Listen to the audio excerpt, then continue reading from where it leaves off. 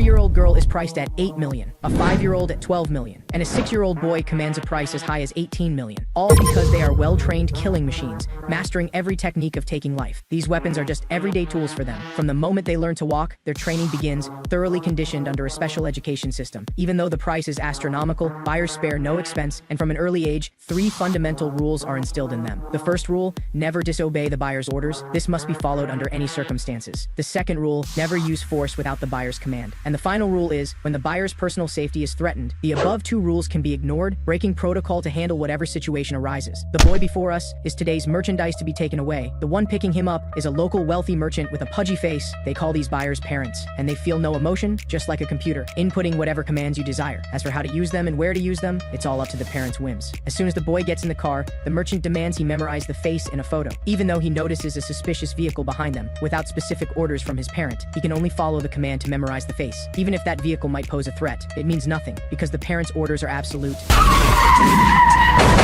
The massive impact causes a severe car accident, and the boy's father gradually loses consciousness. The boy approaches to check his pulse, finding none. At this moment, 2 armed men get out of that car. They slowly advance toward the vehicle, suddenly discovering a small boy who has fallen out. He acts pitiful, claiming his father has stopped breathing. The 2 men sense something is wrong, as their intel never mentioned a child. They can only cautiously approach to check the situation, but their actions trigger the boy's 3rd rule. When parent safety is threatened, handle whatever happens next. He grabs a shard of broken glass and plunges it into one man's throat, preventing him from making any sound, then swiftly takes the gun from his hand. The other man notices something's wrong by now, but the boy has already raised the gun and aimed at him. Before he can react, the man's head is pierced by a bullet. With this, the boy who has lost his parent vanishes, but the priest still has many similar talents. His mouth full of diamond and gold teeth, enough to show his authority. He's only frustrated about losing one prodigy who disappeared, because among all these children, he was the most excellent elite, but without parents present, he cannot use his abilities. This means it's nearly impossible to find his most beloved subordinate in the vast sea of humanity. Perhaps now he's just an ordinary middle school student. A fist the size of a sandbag comes flying, landing heavily on a young man's chest. After striking, he asks, on a scale of 10, how many points would you give this punch, my dear classmate Huang Haoxian? He hastily flatters the bully. This punch is definitely worth 8 points. It would win 180,000 won on a pile driver. Getting this satisfactory answer prevents the bully from continuing his violence. However, at this moment, a yellow-haired kid suddenly appears, pushes away the bully, and charges at Huang Haoxian, claiming he also wants to test how many points his fist would score. Who would have thought the bully would immediately slap the yellow-haired kid, declaring, this is his plaything. No one else can touch him except himself, understand? The yellow-haired kid's fists clench tightly in anger. But suddenly, he touches his cheek and gives a thumbs up, saying with such strength, it's no wonder he has the physical qualities of an exchange student. The bully's anger subsides at this, but before leaving he reminds the yellow-haired kid, remember to always mind your behavior. The yellow-haired kid's name is Piao Xian. Though not a bully, he's definitely no pushover at this school. Huang Haoxian actually doesn't want much interaction with him, but he often comes to his rescue. And because of this, they've become friends on the surface. A short while later, Huang Haoxian buys Piao Xian some spicy rice cakes to thank him. As for why they came to this place, it's because this is his mother's snack shop. Even the shop name comes from Haoxian. His mother is very hospitable, even serving a large bowl of Odin to treat her son's friend. Huang Haoxian never wanted this scum to know his mother was here, but somehow this guy discovered it anyway. Piao Xian felt that since he knew, he couldn't be impolite. Huang Haoxian thought Piao Xian might do something excessive, and kept a ballpoint pen ready.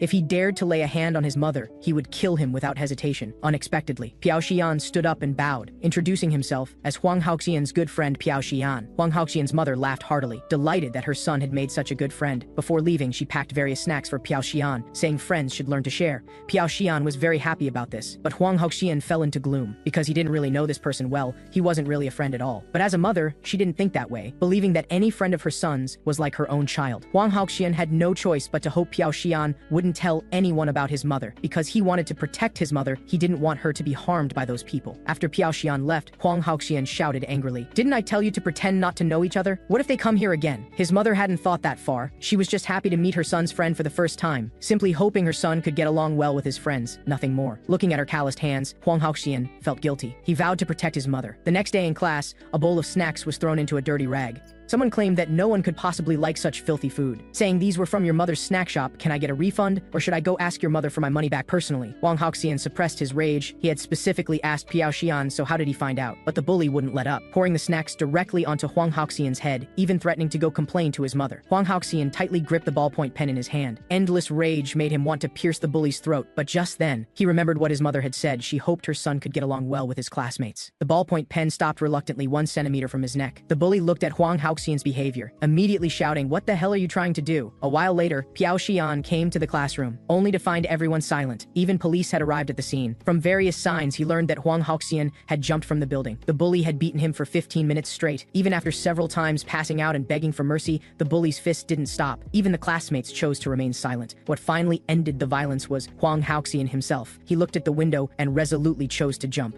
Afterward, the bully wasn't arrested. Instead, he gathered several classmates, saying he hoped they would take responsibility for this incident. There's a convenient law in their country. First-time juvenile offenders receive lighter sentences, but he could no longer benefit from this provision. Because he had repeated a year, they should say it was just a joke that accidentally pushed him off. Even if there's a civil lawsuit, there's a way around it. As long as no one can sue, the problem doesn't exist. And even if problems arise, you're all just first-time offenders. There won't be heavy penalties. Of course, I'm not asking you to do this for free. 10 million each. Agree, and you can take it right now. Looking at the piles of cash on the ground, they couldn't resist the temptation and agreed. Meanwhile, when Huang Haoxian's mother learned of this, she became inconsolable, lost all hope in life, couldn't find motivation for anything. But in the falling darkness beneath the building, a few teenagers appeared sporadically. It was those bullies. They came to Huang Haoxian's building, but found the elevator stuck on the 5th floor, not moving. With no choice, they decided to take the stairs up. When they reached the 5th floor, they discovered a fire extinguisher blocking the elevator door. No wonder the elevator hadn't moved at all. Just as the bully cursed, asking which idiot did this, a man in a trench coat appeared in the stairwell. That person was none other than the yellow-haired Piao Xian. The bully couldn't understand. "How are you here?" Piao Xian didn't waste words, saying he had 2 questions. "How did you know Huang Haoxian's family ran a spicy rice cake shop?" The bully explained, "That day I saw you sharing lots of snacks with neighborhood kids. How could you afford such food when you're poor? Then I saw Huang Haoxian arguing with someone. It wasn't hard to figure out what was going on. So it was because of me?" Then there's the second question. Think carefully before answering. "Why did you come here?" The bully raised his metal pipe. "Isn't it obvious? Haoxian's mother wants to file a lawsuit. We're just here to persuade her otherwise, and since you're here too. I've always found you annoying. You think I couldn't tell? All your actions were just pretense. Pretending to bully Huang Haoxian, when actually you were protecting that bastard. Don't think I'm really stupid enough not to see through all this. Today I can deal with you too." But Piao Xian calmly picked up the fire extinguisher. "Thanks for explaining so clearly. But I actually predicted this. I just wanted confirmation."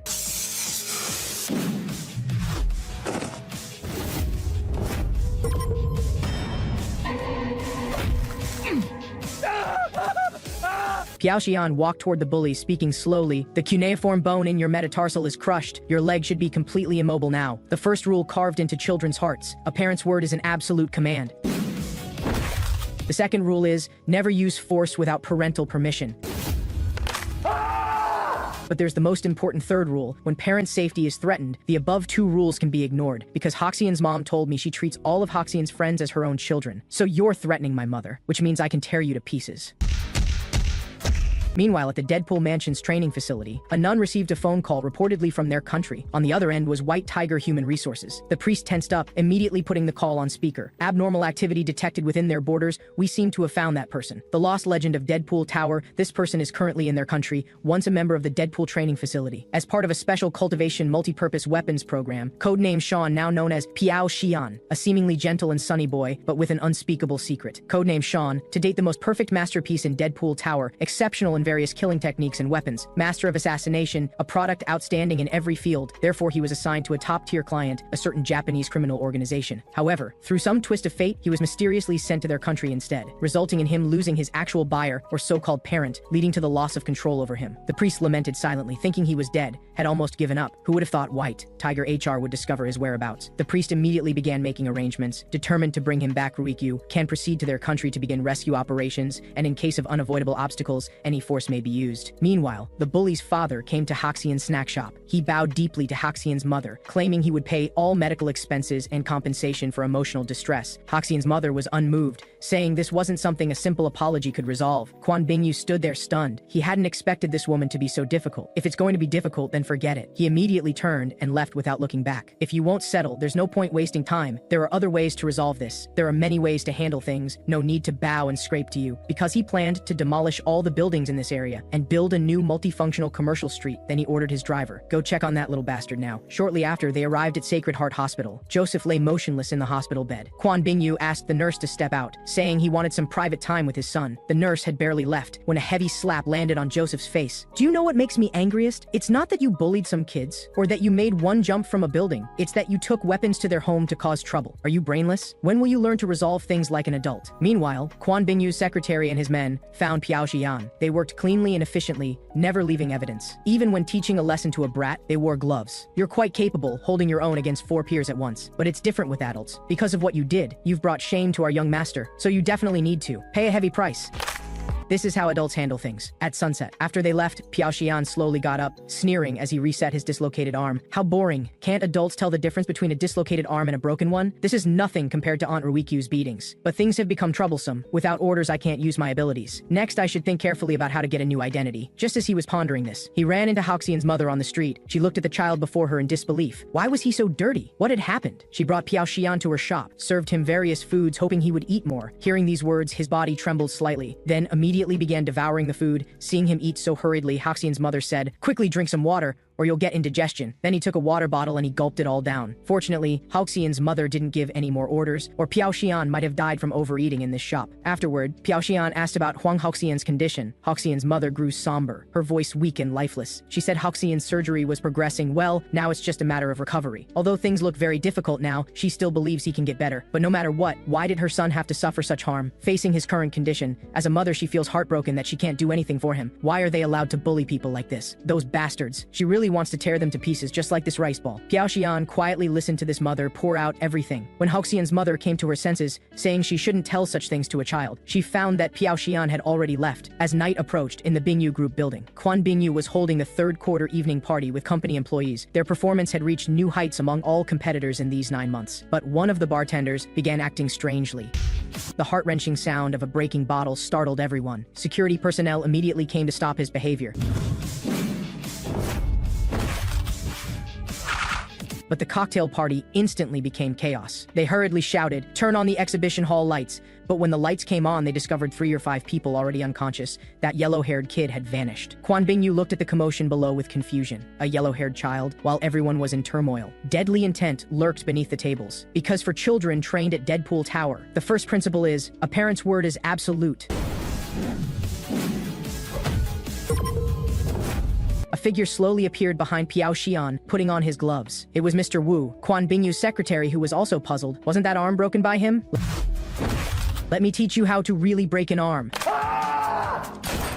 Blood seeped from slight cuts on his face as Piao Xian slowly looked up. Quan Bingyu glared at this brat with a gloomy expression. Piao Xian raised both hands, declaring that if they were professionals, he would already be dead. But Quan Bingyu felt. This kid's words revealed a professional quality. Could he be someone trained by an organization? Piao Xian said, "If you must say which organization I belong to, it would be Good Leisure Snack Shop." Quan Bingyu was stunned. Not that stinking snack shop? Did that woman send you to kill me? However, Piao Xian said that wasn't the case. What she hoped was that I would tear you to pieces.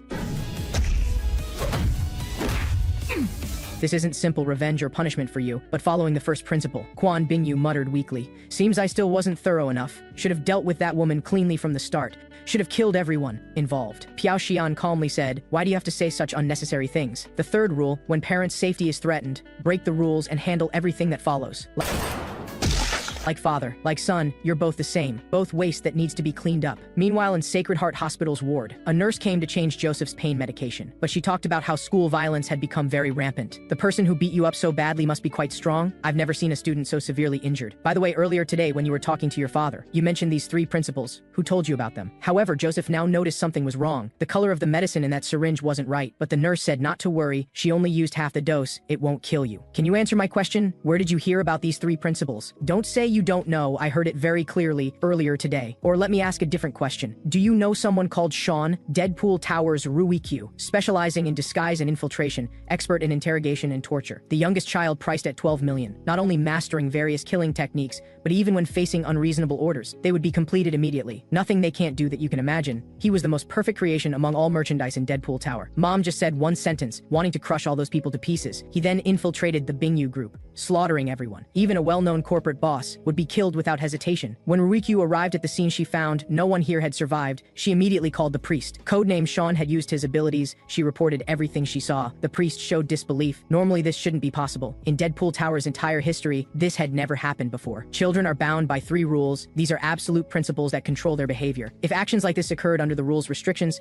then this isn't a simple matter. If Sean truly broke free from the absolute principles, and if word got out that he was from Deadpool Tower, Deadpool Tower's reputation would suffer unprecedented damage. From now on, the action plan must change. Investigating Sean becomes the primary task. Understand clearly whether he has broken free from control, and determine if he truly used force. If you encounter trouble in this country, you can seek help from White Tiger Human Resources. The next day at Yanha's school, a teacher walked in nervously. This was Ruikyu in disguise. Preliminary investigation showed Sean was at this school. She didn't understand why Sean would be here, but as Sean's former mentor, she was excited, very eager to understand Sean's past. How had he grown up? He used to be Ruikyu's favorite child, perfectly mastering any weapon she taught him. But when she came to that classroom, she discovered this person was simply a hooligan. His posture, whether standing or sitting, was extremely unrefined. Even his expressions showed a crude demeanor, completely losing his former gentlemanly yet cold manner. Ruikyu showed an expression of disbelief. Could this really be the grown-up Sean? This guy kept chattering endlessly, his voice so loud it even woke up the bully behind him. They immediately started arguing. Ruikyu thought he would get angry, release his original abilities. Because when young, Sean would challenge Ruikyu just to confirm the other's combat ability. But the next scene made Ruikyu feel disgusted. That guy was immediately beaten down mercilessly by the bully, taking less than 2.5 minutes to be knocked to the ground. Given this situation, Ruikyu could only start teaching class, thinking he might be concealing his identity and wouldn't use his power recklessly. He might still be under the control of the 3 rules, but more information was needed to verify her suspicions. But his serious, keen eyes were quite different from other students. Because Deadpool's children need not only strong bodies but clear minds, Sean was always outstanding among his peers. Even if he could hide his strength, his intelligence might unconsciously show through, just as Ruikyu was secretly checking what he was writing. After class ended, Ruikyu went to the women's restroom feeling frustrated. Sean couldn't possibly be like this. He was completely different from before, but it was also very strange. That face was so familiar, yet had lost its former elegance. Could all this be coincidence? Just thinking about that drawing made it unbelievable. Could that foolish child really be Sean? Plans have changed. Now we're not considering the 3 rules issue. First, confirm whether he's really Sean. After school, Ruikyu, disguised as a female student, followed behind Piao Xian. Just then a voice called out to Piao Xian. It was Haoxian's mother, who had just finished buying groceries and was heading home. Since she bought quite a lot, she asked, "Xian, could you help me?" Piao Xian immediately went to help without thinking to thank him. Haoxian's mother invited him to her home for something to eat. As soon as they reached Haoxian's snack shop, Piao Xian began eating heartily. However, Ruikyu, who had followed them, felt gloomy because Joseph had mentioned earlier he had put an old woman's son in intensive care. She clearly had a son. So what was her relationship with Piao Xian? The closer she looked at him, the more vulgar he seemed, completely unlike Sean. How could someone with Sean's face appear so disgusting? Just then, Ruikyu was burned by the food in her hand. She had never eaten such spicy odin, frantically calling for water. Haoxian's mother immediately passed her some. Ruikyu had barely taken 2 sips. When it reminded her of past events, Sean never ate spicy food before. He hated spicy food the most. During every training session with spicy food, he would tightly grip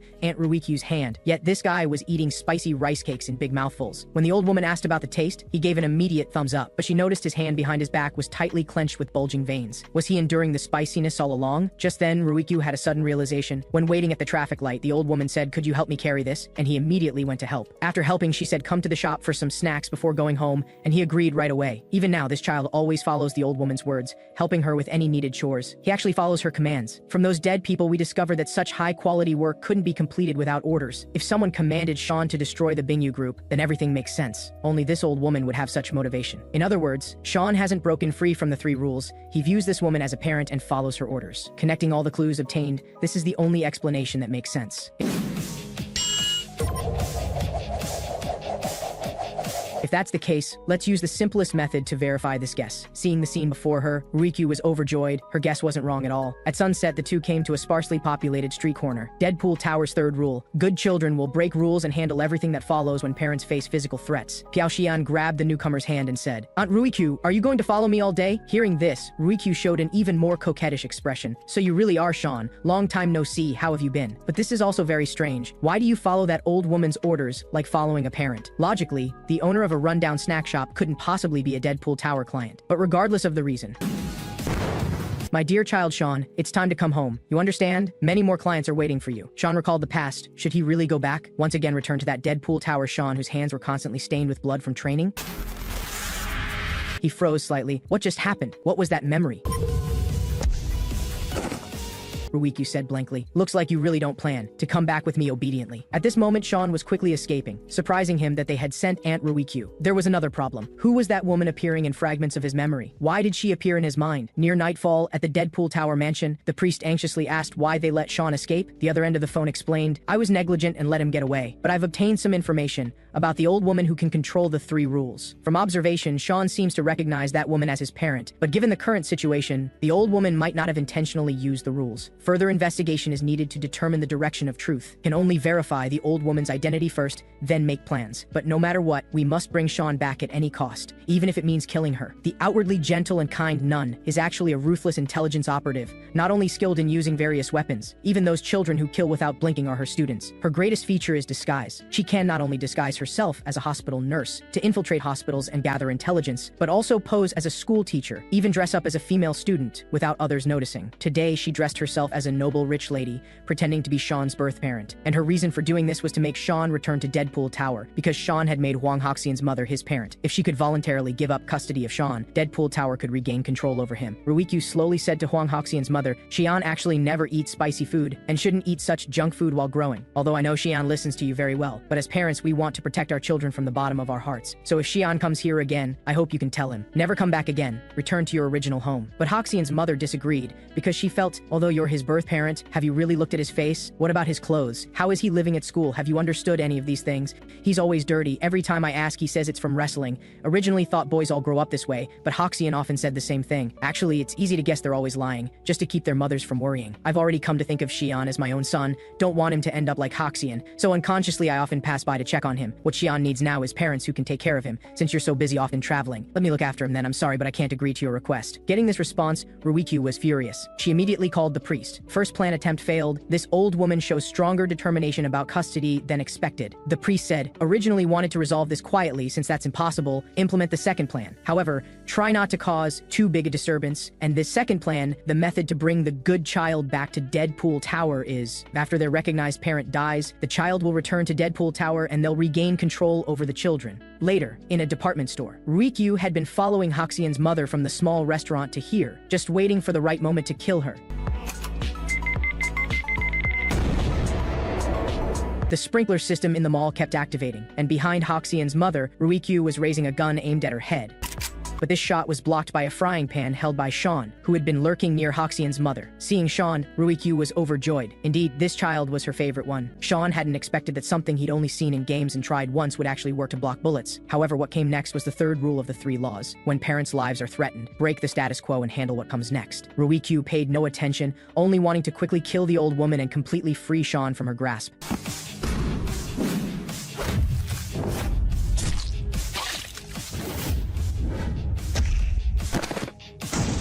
Haven't I taught you? Combat requires brains. Let's treat this as a makeup lesson for you. This fight will make you more perfect. Don't forget what the ultimate goal is. Hearing these words, Sean pondered thoughtfully, realizing he needed to end this battle quickly.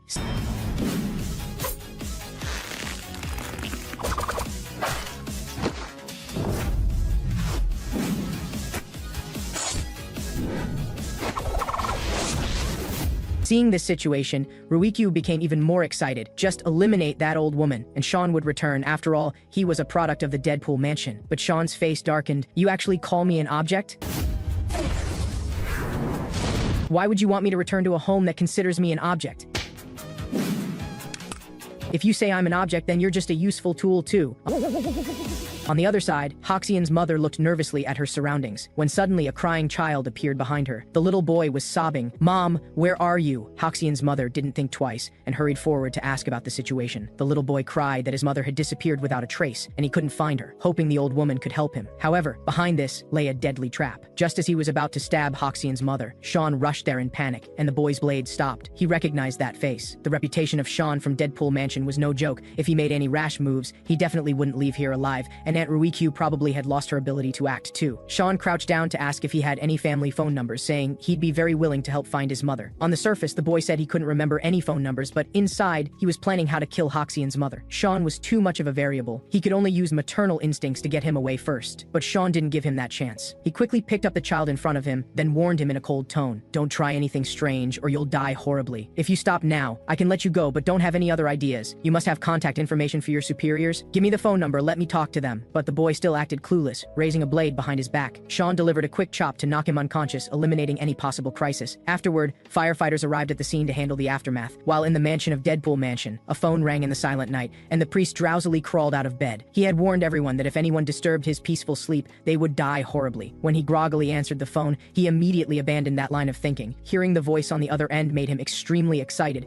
and this call was from Sean. The fact that it came from this phone number meant that Ruikyu and their operation had failed. The priest asked, "Are Ruikyu and Eugene dead?" But Sean replied, "What kind of reaction is that? They're not dead, but no matter what, sending more people will result in the same outcome, so don't waste your energy. If you want, you can come see me directly." The priest understood. "I thought you would run away. Don't tell me you want to confront Deadpool Mansion head-on." But Sean said it wouldn't turn out the way you imagined. Based on the third law, if parents' lives were threatened, he would handle the situation accordingly. He wouldn't run away, but would consider Deadpool Mansion a threat and respond with appropriate counterattacks. Hearing these words, the priest fell to his knees, letting out a maniacal laugh. "It's exactly as expected. You're still so faithful to the three laws even now. Truly my most beloved and perfect child. Send Eugene back, and I won't touch that old woman." Then Sean told Aunt Ruikyu to come pick him up in an hour, and hung up the phone. The priest prayed to the phone again. "I truly love you so much. You're my most beloved child. I will definitely find a way to bring you back." The children of Deadpool Mansion were commodities belonging to buyers, namely their parents. If their parents died, ownership would return to Deadpool Mansion, after which they could be sold to another parent. This cycle would repeat after each parent's death. Although profit could be made from each sale, it also created a problem. If one child was repeatedly sold multiple times, not only would Deadpool Mansion's reputation suffer, but the child would also be sealed away in Deadpool Mansion for failing to protect buyers, thus losing their value. The child before them had been sold 4 times, all because he failed to protect his parents. The priest was very unhappy about this. Failing to protect parents' lives 4 times was an unprecedented disgrace in Deadpool Mansion's history. If this happened again, they would dispose of such children. The method was simple: kill them and bury them in graves. Therefore, they desperately needed to become indispensable talents. The priest gave Eugene a chance to go to Korea and help Ruikyu bring back Sean, otherwise he'd be a useless waste. Useless things were simply disposed of, no exceptions made. If he didn't want to be disposed of, he had to prove his value. But when Eugene came to Korea, he was knocked out and taken back by Sean. Sean woke Eugene up, who immediately tried to reach for his weapon, but obviously Sean had thrown it away. Sean brought Eugene a bowl of spicy rice cakes. Although they were now opponents, they had come from the same place, and he didn't want to treat a young child heartlessly. On the surface, Eugene said, "Who would want to eat such things?" But the next second, he cleaned the plate completely. Sean praised him. "It's delicious, right?" He even packed 2 more portions. Eugene acted indifferent. Sean had a smug look. "You were wolfing it down just now, but now you're saying it's just okay?" Just then, a figure appeared on the stairs. It was Aunt Ruikyu, who had come to pick up Eugene. She looked at Eugene with anger, her eyes full of disappointment. Even so, she still had to take Eugene back. After all, this was what the priest had requested. As they were leaving, Sean didn't forget to hand over 2 takeout portions, saying it would be a long journey, and they'd surely get hungry. But Aunt Ruikyu didn't see it that way. She felt Sean was being too relaxed. "This isn't the way Deadpool Mansion taught you. I haven't given up on you yet. You better watch out." With that, Aunt Ruikyu left with Eugene, not forgetting to command, "If you had dealt with that old woman promptly, things wouldn't have become so complicated. Useless children like you should have been disposed of long ago. Good at nothing except eating." At this moment, Sean stood frozen in place, then quickly turned around, calling out to the 2 who were about to leave. He asked one last thing: "Do you still want to eat these spicy rice cakes?" Hearing this, Eugene was stunned. What was he up to? Suddenly he burst into tears, saying the rice cakes were delicious, he loved them and wanted more. "Well then, don't leave, come back to Good Leisure Restaurant." But things weren't that simple. Just earlier, when Aunt Ruikyu mentioned he would definitely be disposed of when he returned, Eugene actually didn't want to eat the rice cakes at all. If he had another chance, he wanted to prove his worth. When Sean's voice rang out, Ruikyu thought of an idea. To pretend to comply, let Eugene return to Sean and that old woman's side. This was the last chance. If you couldn't kill her, you would die. When Eugene looked at Sean before him, he made up his mind internally. He was willing to do it. This was the only chance to avoid being disposed of. Because of this, Sean hadn't noticed anything unusual about Eugene and planned to take him back to Good Leisure Restaurant. Seeing Sean like this, Ruikyu felt that Sean still considered her a threat. The third law was still in effect. Then she pretended to be very reluctant. Wasn't it agreed that Eugene would be returned? Sean stated that since the child said he wanted to stay, he would take him in. Ruikyu then quietly said to Eugene, "Go ahead, the path has been laid out for you. Kill the old woman and bring Sean back. You have no choice." Then Ruikyu mentioned that if negotiations failed,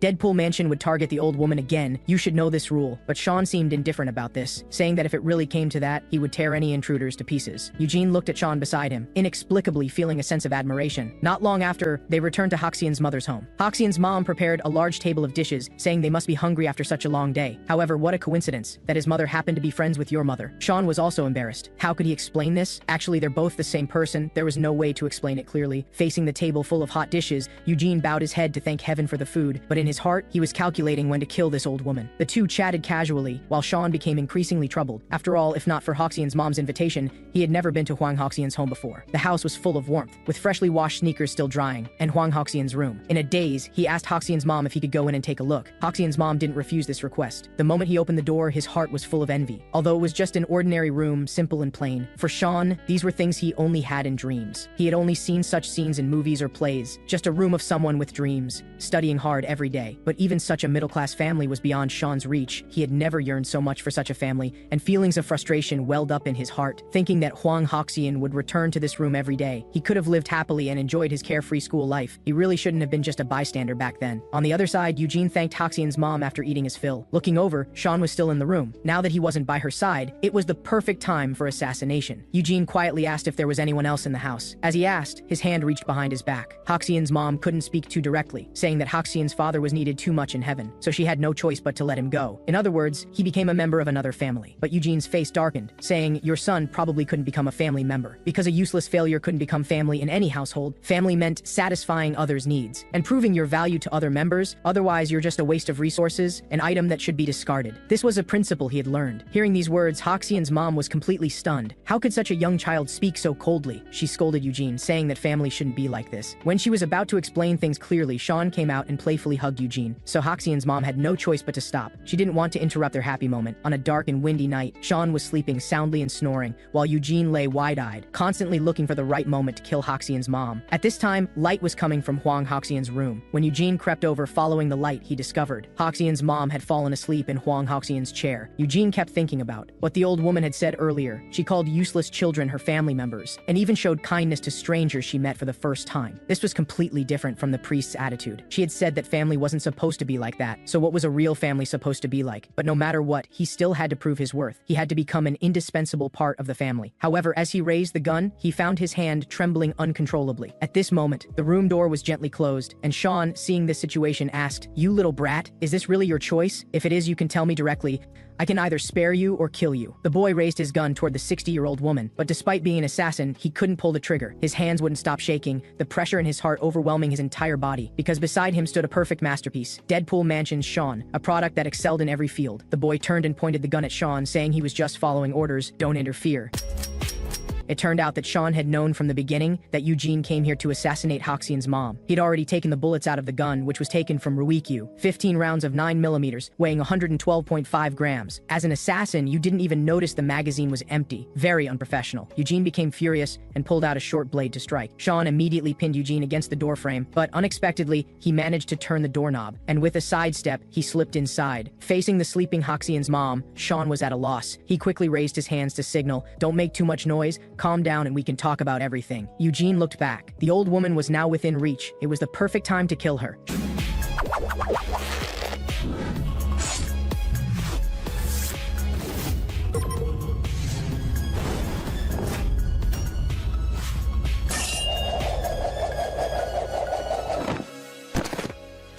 Sean gripped Eugene's clothes tightly and scolded, saying he really didn't want to make any noise to disturb Hoxian's mom's sleep. "You can't win against me, and you can't kill her because your attacks are too straightforward. I can predict your next move easily."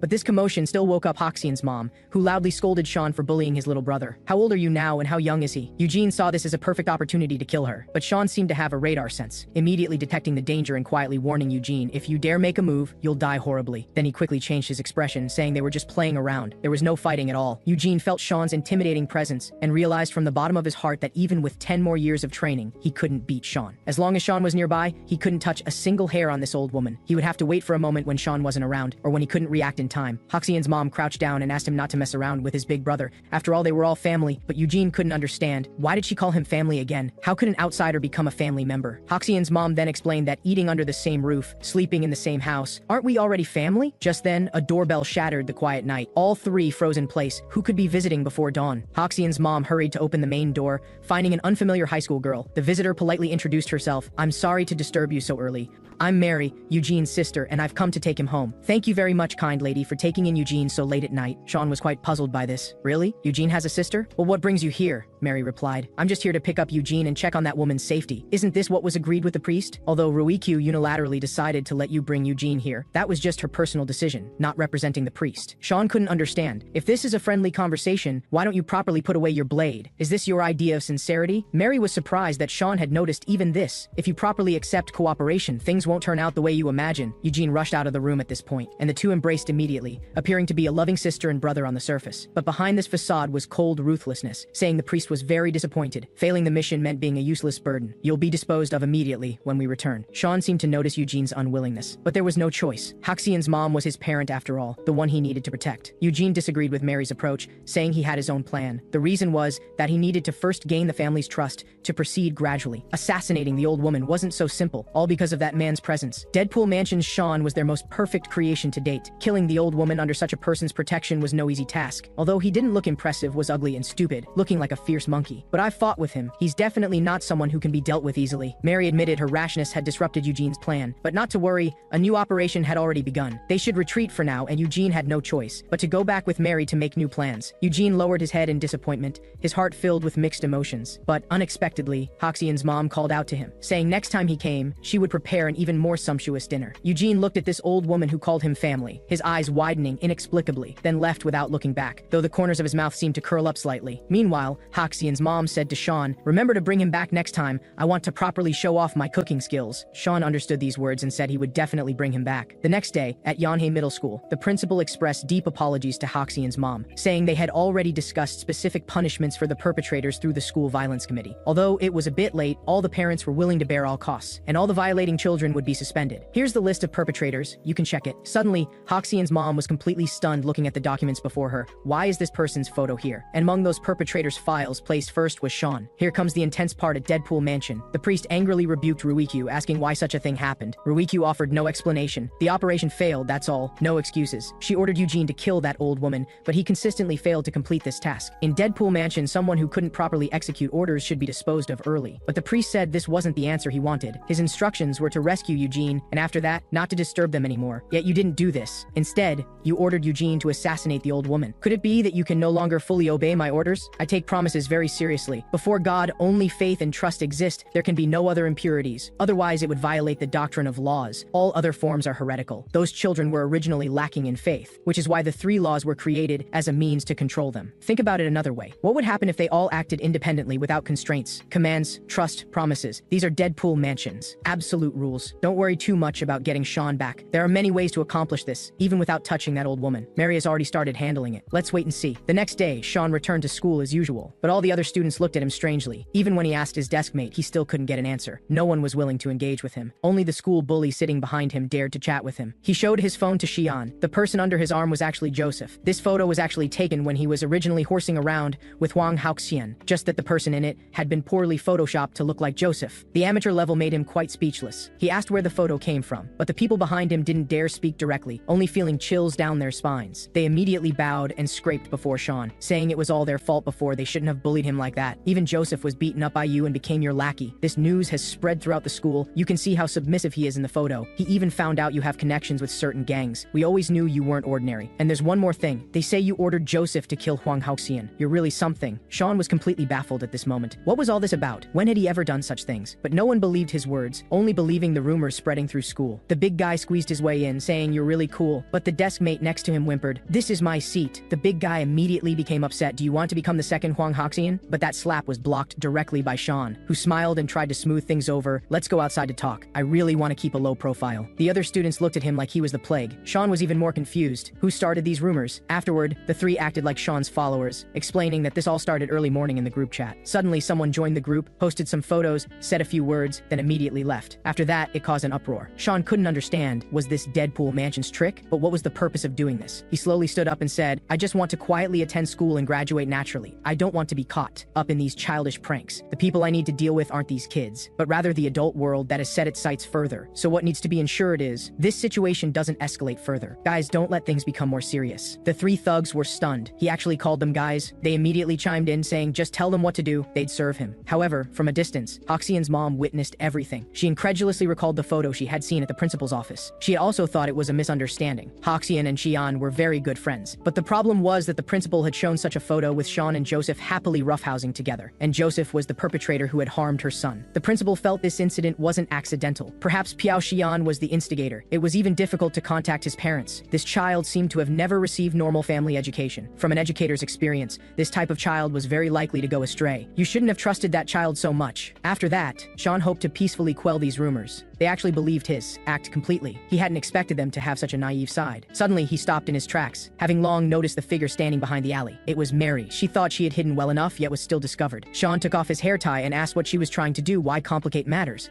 But Mary imitated Sean's way of tying up his hair. Don't you like it? I'm not dealing with Piao Xian who ties up his hair, but Sean who lets it down. How about it? Making you the #1 bully at school. How does it feel? The cold stares from classmates, eyes full of betrayal and contempt. Don't you like it at all, Sean? He finally realized that all this was Mary's doing, but the crudeness of these photos was truly surprising, yet they could still fool these stupid masses.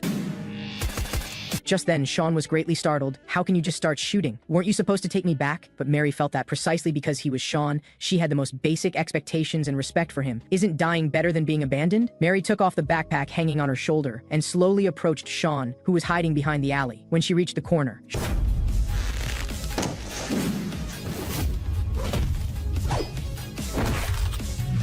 Sean raised his fist and questioned, "Is this all you're capable of? Has Deadpool Mansion run out of talent? You don't really think this little ability can have any effect on me, do you?" But unexpectedly, Mary just smiled contemptuously. "You don't actually think you've won, do you? Everything is proceeding according to my estimates." Just at this moment, a voice shouted from the street, "Piao Xian, what are you doing? Do you know what you're doing right now? You shouldn't treat female students like this. How did you become like this? You're my son Hoxian's friend." I originally didn't believe it, but was it really you who hurt Hoxian? Sean hurriedly stood up to explain that it wasn't what she saw. But unexpectedly, Mary ran towards Hoxian's mom crying and sobbing. When Sean tried to step forward, he was stopped by Hoxian's mom's command. "Stay where you are, don't come any closer." Receiving this order, Sean stood frozen, not moving forward at all. Mary spoke in a tearful voice, saying after taking Eugene back that day, they discovered he was covered in injuries. They originally didn't want to discuss this matter, but after being pressed, they learned it was all Piao Xian's doing. Hoxian's mom remembered the scene from that night. They had said they were just playing around. Was it all fake? Combined with what the principal had told her, it further confirmed this was the truth. Sean wanted to explain that all of this was just lies, it wasn't what she thought at all. But unexpectedly, Hoxian's mom stepped forward and slapped Sean hard across the face. Seeing this scene, Mary finally revealed a satisfied smile. Everything was done to make Sean return to Deadpool Mansion, make this mother lose her good impression of Sean, so she would voluntarily give up on him. Hoxian's mom shouted tearfully, "Don't call me mom anymore. From now on, we have no connection. Don't ever come back to my place again. You should go back to your own home." Then a familiar figure appeared behind them, the crisp sound of high heels bringing the plan to its final step. It was Aunt Ruikyu, disguised as Piao Xian's mother. With this, Piao Xian officially returned to Deadpool Mansion, becoming Sean,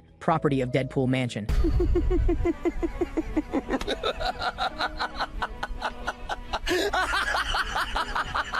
Well done, Mary, my dear child. This is all thanks to you. You are Deadpool Mansion's most excellent strategist. You flatter me, priest. I merely completed the task according to your wishes. The legendary Sean of Deadpool Mansion is finally coming back. Mary, you should come back too. Yes, I understand. Sean ultimately returned to Deadpool Mansion, and he was thoroughly disciplined by Aunt Riku. She ordered Sean to eat all sorts of strange foods, requiring him to swallow various odd flavors, including his most disliked spicy taste. A large bowl of fire chicken noodles with 2 packets of sauce. All this stemmed from the 3 laws. He now absolutely obeyed all of Deadpool Mansion's commands.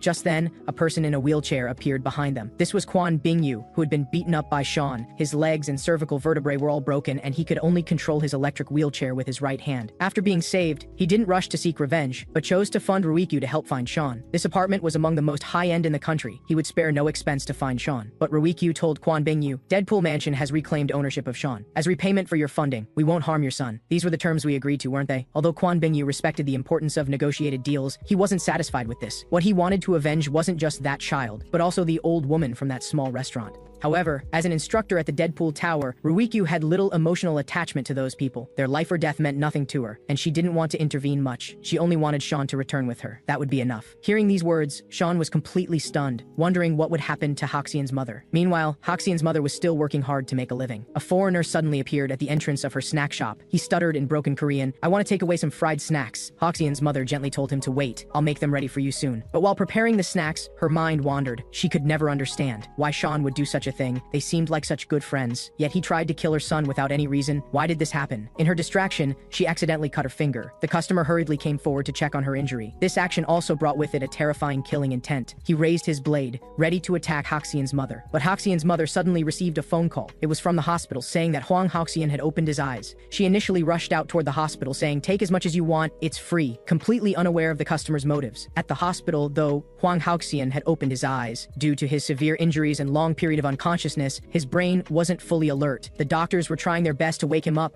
calling out loudly hoping he could hear. Huang Haoxian weakly responded to the doctor's questions, fragments of memories slowly flashing through his mind. He only remembered shouting at his mother, yet she didn't get angry with him. Instead, she said it was her fault, and her hands full of calluses. It must have been hard, right? He had to apologize to her in person. Thinking of this, tears unconsciously welled up in his eyes. Unable to control the pain in his heart, he called out, "Mom, where are you?" At that moment, Haoxian's mother arrived at the hospital room door. She trembled as she approached her son, not caring about the blood flowing from her finger. Huang Haoxian held his mother's hand. "Mom, I'm sorry, you've had it tough all this time."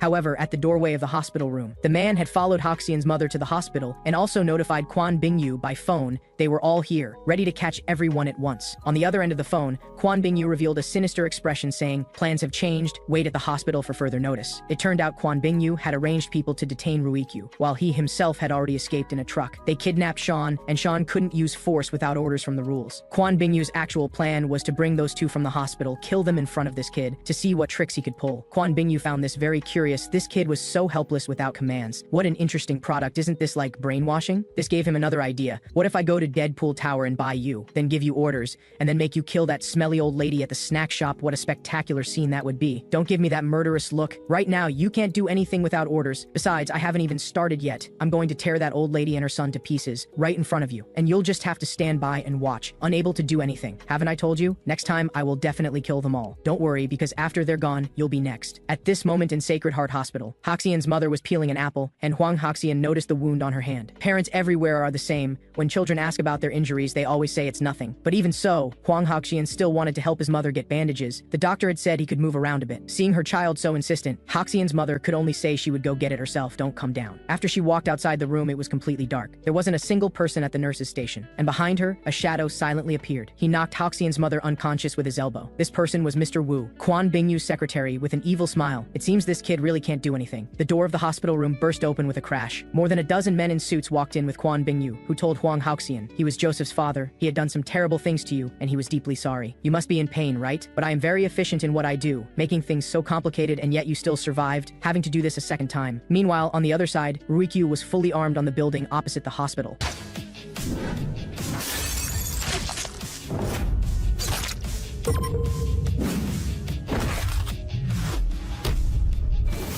Quan Bingyu didn't want to get too entangled with Ruikyu, ordering everyone to get them in the car. The others just needed to hold her back. But Ruikyu wasn't one to be trifled with. She wouldn't simply let them get away. Even with her injured arm, she persisted in fighting. Secretary Wu blocked the way and snapped his fingers.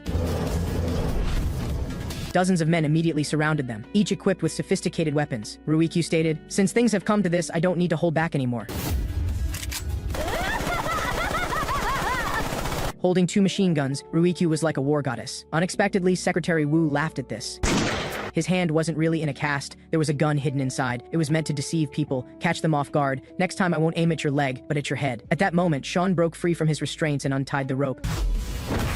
The dazed Secretary Wu was confused. "What's going on?" Sean calmly explained, "Have you forgotten? I'm now a member of Deadpool Tower. You just said you would aim at her head, threatening to kill an instructor of Deadpool Tower? This is the third rule. Those who target Deadpool Tower will be considered a threat, and I will take action to resolve what happens next due to the threat. Special cultivated composite weapon, Legend of Deadpool Tower, codename Sean, current affiliation Deadpool Tower." When he heard someone threaten to kill Ruikyu, Sean completely unsealed himself, activating the third of Deadpool Tower's 3 great rules. Others thought he was just an inexperienced kid, but Sean directly grabbed the man's hand. An angry punch sent his teeth flying. The man was completely stunned. How could such a small kid have so much strength? Sean landed punch after punch on the man's forehead, showing no mercy despite his pleas. Ruikyu was also taking action. Now Sean had no parents giving him orders. He didn't need to protect anyone. The reason Sean could fight, could it be purely out of feelings for me? That's why he's going on a rampage just to protect me. Although Sean's combat ability was strong, the opponents were numerous and all armed. She needed to find something that would be advantageous for fighting. He turned and saw many syringes. He flipped sideways, but they thought this little brat was trying to run away out of fear. However, in that instant, the syringes appeared before his eyes. The man couldn't dodge in time and was pierced in the eye. Sean removed all the protective caps from the syringes. Now, I'll give everyone their vaccinations. Everyone froze in place, shocked by this little brat's combat ability. He was only in his teens. How could he have the strength to deal with adults? At that moment, a man holding a chainsaw shouted from behind to get out of the way. "Let me deal with him. I'll split you in half right away, you little punk." Sean was dumbfounded. How did a chainsaw maniac suddenly appear? He found a hospital bed around the corner. The man with the chainsaw pursued closely. Sean kicked the bed towards the man who hadn't reacted in time. This move almost cost Sean his own life. Suddenly, Sean thought of an interesting idea. He tied the man to the hospital bed, securing his hands and the chainsaw. You like playing with chainsaws, huh? Come on. I'll let you all play together. Here comes the chainsaw chariot.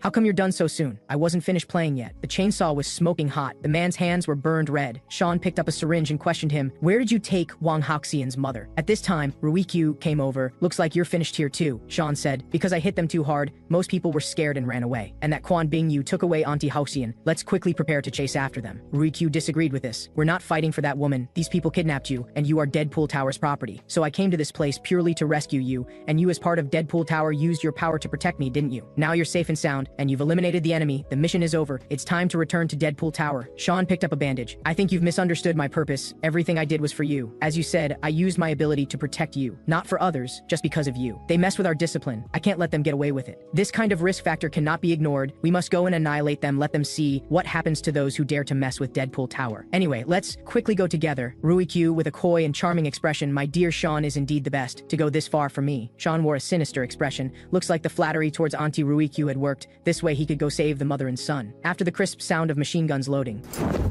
Let's go crush them all together. On the other side, Haoxian's mother had woken up from unconsciousness, and in front of her was Quan Bingyu. She was startled by his sinister expression. She was clearly at the hospital. How did she suddenly come here? Quan Bingyu coldly said, "Calm down, although I know this is somewhat rude, but I had to do it this way. Take a good look around. This is our children's classroom. I hear the seat you're sitting in now is Hwang Haoxian's. This desk looks terrible, right? I'm also surprised. Speaking like this, you might not recognize me. Can you recognize me now? I am Joseph's father. My face is horrifying, right? All of this was caused by that guy, Piao Xian. He has another name, Sean. It's all because of him. My son and I are also victims. He did this to us, and then Piao Xian blamed Joseph for what happened to Hwang Haoxian. This has spread throughout the school. All the students know about it. We were too indifferent to our children. This is our dereliction of duty. I will take revenge. I couldn't protect my own son. This is my sin. As parents, we must atone for our sons. Even though I know we should take legal action, but that won't do any good. I used to think the law would make a fair judgment, but the school and police did nothing. Your son jumped from this window. We can't let these people do whatever they want. If we let them get away with this, they will never stop bullying.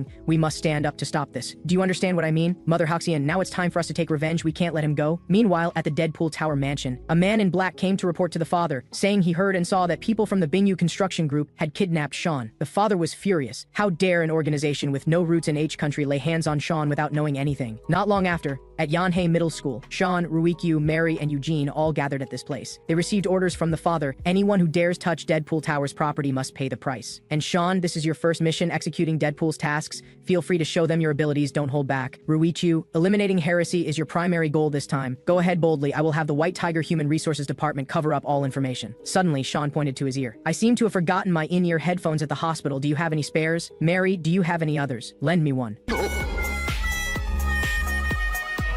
Sean, you're really careless, acting like a silly child. Hard to imagine someone like you could become a legendary figure. I'm disappointed. You're acting like an amateur. It's really exasperating. After a round of mockery, Sean could only play dumb. Is this really the place? This is clearly my school. Mary indicated that according to the tracking results from surrounding traffic cameras, they could confirm they were here. Ruikyu looked at the impatient Sean, doubts arising in her mind. Sean, our mission is to annihilate the enemy. You're not planning to do something foolish, are you? Sean twisted his wrist, saying he certainly knew. Regardless of the outcome, what he needed to do was destroy them all. However, all their actions were recorded under surveillance. When I first heard about this, I also thought it was impossible. The target target was actually Deadpool Tower. That's the Deadpool instructor Ruikyu, right? If there's no additional payment, this will be difficult to handle. What do you think? What about those kids? Are they all assassins too? No, they're mercenaries like us, don't underestimate them. Children from Deadpool Tower are not to be taken lightly. At this moment, Quan Bingyu came in through the main gate, claiming he would pay additional compensation. As long as they killed them all, he could satisfy whatever amount they wanted. Shouldn't there be 3 people? Why are there only 2 of you? The taller man stated. His brother would come later, but even if he didn't come, the 2 of them would be more than enough. Don't think they're not ordinary children and underestimate us.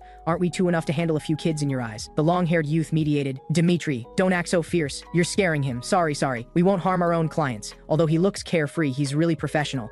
On the other side, Sean and the others searched for the mother and son along the stairs. Strangely, the school was terrifyingly quiet, without any sound of people. Mary also found it strange. Hacking into the school's network revealed all surveillance cameras were broken. Eugene suggested, we can split up to search. Even if we encounter enemies, they're all amateurs. They won't pose much threat. Ruikyu agreed with Eugene's point. Then let's split up. If anything happens, we each have radios we can notify others. However, one person didn't bring one. There was no choice. Sean could only search together with Ruikyu. Mary and Eugene went to the security room to check the CCTV and other floor situations. Sean was excited. Come out quickly, you thugs. I'll teach you a lesson. But Ruikyu saw through Sean's abnormality. Haven't you given up on that old lady and her son yet? Why do you care so much about them? Give up them. The more you care about their situation, the more dangerous it will be. Think about it. They're just ordinary people. In just a few days, they became targets of Deadpool Tower. And now they've been kidnapped by those idiots. Haven't you considered why all this is happening? The answer is simple. If you weren't around, this family would continue their ordinary and happy life because of your intervention. Their lives changed. The shadow of Deadpool Tower followed you into their lives. From then on, their ordinary life began to fall apart. Everything that happened is because of you, don't you understand? Hearing these words, Sean felt like he had received terrible news. He had never thought that all of this was caused by his identity as a member of Deadpool Tower with serious consequences. Suddenly, Sean sensed a dangerous signal. A general feeling passed by their faces. Ruikyu turned to look. This was actually someone she knew. Dmitry Medvedev, second in command of the Our Country mercenaries. Dmitry said, it's been 2 years since Vladivostok. How have you been, Ruikyu? This child is called Mary, right? I saw her wandering around everywhere, so I just wanted to have some fun. Who knew she was so useless? Don't glare at me like that. This time my target is your Deadpool Tower. No matter how much I like you, a mission is a mission. Even you can't intervene. Don't point your gun at me. Let's all stay calm. After all, we're professionals, aren't we? If you agree to go on a date with me, I might give up this mission and not harm these children. Ruikyu exploded with anger, pulling out her machine gun from her waist.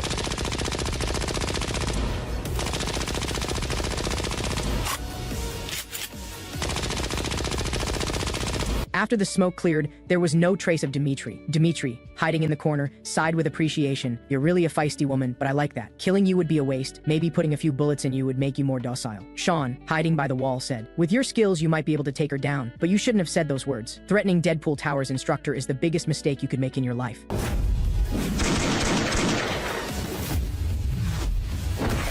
Not bad at all, young man. You're different from that girl, aren't you? You're impressive. I'm getting more excited. Don't die halfway through. The Our Country mercenary group has a cruel initiation ritual. One must enter the harsh Siberian wilderness bare-chested and successfully capture prey. Only then do they qualify to join the organization. Once there was a man who took down a Siberian brown bear with his bare hands, and because of this, he became second in command within the group. He was Dmitry Medvedev, a complete battle maniac. When Sean's punch made his nose bleed, instead of feeling frustrated, he became extremely excited. He thought this inexperienced kid really had some skills, but compared to a Siberian brown bear, he was still a bit lacking. Suddenly, Dmitry discovered the magazine of his gun had been removed. It turned out that when Sean landed that punch, he had seized the opportunity. However, Dmitry wasn't surprised, instead becoming more excited. Sean painfully wiped the blood from his cheek. Looking at their physical structure, the difference was truly too great, and he was still armed, making the situation somewhat tricky. After a gunshot, Riku shattered the gun in Dmitry's hand. No one expected that such a large build could possess such agile movement ability. Even Riku, skilled in shooting, couldn't hit Dmitry. At this moment,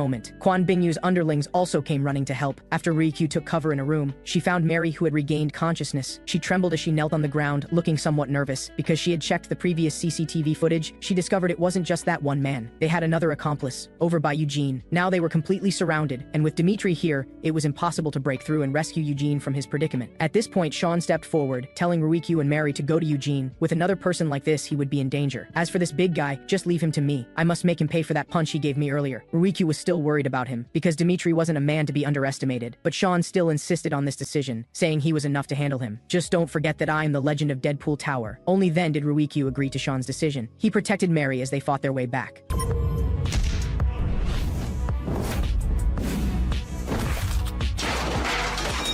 Sean was somewhat dazed by this punch. Though he had blocked these attacks, he found his arm was bleeding repeatedly. Looking back, Dimitri was holding the dismantled gun. He had used the sharp gun barrel to stab Sean's arm. In a life or death struggle, there's no such thing as playing dirty. As long as you win, what does it matter if it looks unsavory? At this moment, Sean managed to grab 2 pens. If that's how it is, I'll let you taste the same medicine. Dimitri smiled slightly. Good kid, you've got guts. You didn't back down, I admire your courage, but you asked for this. Dimitri looked at the 2 pens stuck in his arm. This kid has quite a vengeful streak. But don't think that because I let my guard down slightly, you can match me in battle. Sean was breathing heavily. This guy's strength was truly formidable, and his speed had increased to another level. He took off his clothes and threw them at Dimitri, taking advantage of this interval to retreat temporarily. He ran into the principal's office. Dimitri was indeed, as Auntie Ruikyu said, definitely not an ordinary person. His left arm was still numb. He had to find a way to stop the bleeding first. He stared at the mirror in front of him, lost in thought, remembering what Ruikyu had told him. It's all because of you they were tracked here, and their lives fell apart. Everything was because of you. It's all your fault. Do you understand it all? Sean was very frustrated about this. His eyes began to become hollow, and at the same time, Dimitri kicked open the door and came in. It seems Auntie Ruikyu wasn't wrong at all, if it wasn't for me. A mercenary like you wouldn't have come here either. The Huang Haoxian family wouldn't be in danger. This is probably all my fault now. I must resolve all of this to live up to this tattoo on my back. Dimitri also sensed something different. This kid has become quite different now. You say your name is Sean, right? I seem to remember a little bit now. 2 years ago, I heard Ruikyu mention you. She said you were the legend of Deadpool Tower, but I didn't believe it. Now I do. Before this in Vladivostok, Dimitri received a mission. At that time, they offered a very high payment. The ones he had to escort turned out to be a bunch of kids. Ruikyu also emphasized many times, they weren't ordinary children. They were Deadpool Tower's good children and very excellent products. Ruikyu urged the children to get in the car quickly. It was about to explode. Dimitri listened with a confused look. What the hell was about to explode? Before he could finish speaking, a huge explosion occurred in a building behind them. Are you crazy? Were all those bombs in that building you're doing? Ruikyu stated she was just a disciplined instructor. Those were all the children's masterpieces. Looks like these children had quite a productive field trip today. But David, I noticed you put too many grenades. Remember to pay attention next time. And also remember to maintain your gun habits. This is a professional's virtue. Amy, be calmer when acting. Your speech seemed a bit awkward, Tom. I could still hear your footsteps when you were sneaking around. Remember to be lighter next time, understand? Finally, lady, who told you to pick up candy in the conference room? Have you thought about the consequences if you leave traces that shouldn't be left? Dimitri laughed heartily, making it sound like these kids really blew up a building. Auntie Ruikyu very seriously restated, they're not ordinary children, they're Deadpool Tower's good children. Also, hold off on smoking for now. There are children in the car. It's not good for their health. As the second in command of the mercenaries, you don't seem to be well informed. You seem to have no concept at all about our Deadpool Tower. Dimitri stared at Ruikyu in a daze. This angelic face with a devil's body, who wouldn't be captivated? Even so, Dimitri noticed something subtle. He noticed the scar on Rikyu's forehead. How did such a beautiful face get that? Surely it wasn't caused by these little brats behind her? Rikyu touched the scar on her forehead, thinking for a long while before slowly speaking. This was caused when I was disciplining Sean, the legend of Deadpool Tower. The most perfect masterpiece to date. To be precise, he has another name, called Masterpiece, an outstanding genius. But now we've lost him. Don't know if he's still alive or not. If you see him, remember to let me know. One with Ultra No. Tattooed on his back. Looks like you really found him back, Ruikyu. I can't deny you're not an ordinary child. I acknowledge your strength. From now on, let's resolve this like men. The second in command of the Barefoot Mercenaries, nicknamed Grizzly.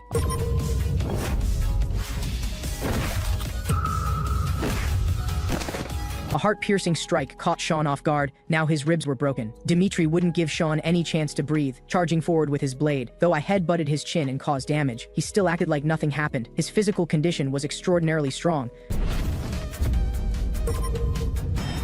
Dimitri was dumbfounded. This guy actually turned trophies into weapons. Sean raised his right hand and coldly said, "Let this be your souvenir from coming to H country. Although you're strong, I won't show mercy because of your strength." Just as he was about to go look for Ruikyu, he noticed a familiar-looking photo on the principal's office desk. When he picked up the photo to look at it, Dimitri had already arrived at the principal's office. The boy never expected. When he stabbed the sharp object into the man's neck, not only did he not die, but grabbed a golf club and attacked him. Sean was stunned. Normally that position was the carotid artery. He shouldn't be able to move. Yet he was swinging the golf club like a dragon come alive. At this point, Dimitri finally stopped breathing. Then he looked toward the principal's desk. How could his photo be here? What was going on? On the other side, Eugene arrived at a swimming pool. Just as he was checking the pool's condition, the long-haired youth suddenly appeared beside him. Eugene stumbled backward in fear. This man wasn't ordinary. He had appeared beside him without making any sound. Eugene quickly called Ruikyu on the radio. Who would have thought the man had set up jammers, making the radio completely useless? Then Eugene began to cry, disguising himself as a harmless little kid, trying to make the man lower his guard. But a baseball bat came flying rapidly towards Eugene. The man showed no mercy in this situation, and Eugene's disguise had no effect. The man said he hadn't done anything yet, and you're already crying. That's funny. Such poor acting skills. Too clumsy. Really makes me want to hit you until you actually cry. Wonder how long your small frame can endure. Hope my fun won't end too quickly. Eugene was stunned. Where did this destructive power come from? He and this man weren't even on the same level. The man showed no intention of stopping, still swinging the baseball bat at Eugene. But the previous attack had damaged Eugene's bones, making him unable to support his body as he fell. Eugene took this chance to flip over the railing, accidentally falling on the stairs. The man looked at the pitiful little brat, saying he'd give him 10 seconds. Run as far as you can to give me some sense of hunting. Eugene didn't hesitate at all. Stumbling and running for his life, he knew clearly this wasn't someone who could be dealt with easily. However, his injured foot wouldn't let him get his wish. The man quickly followed behind.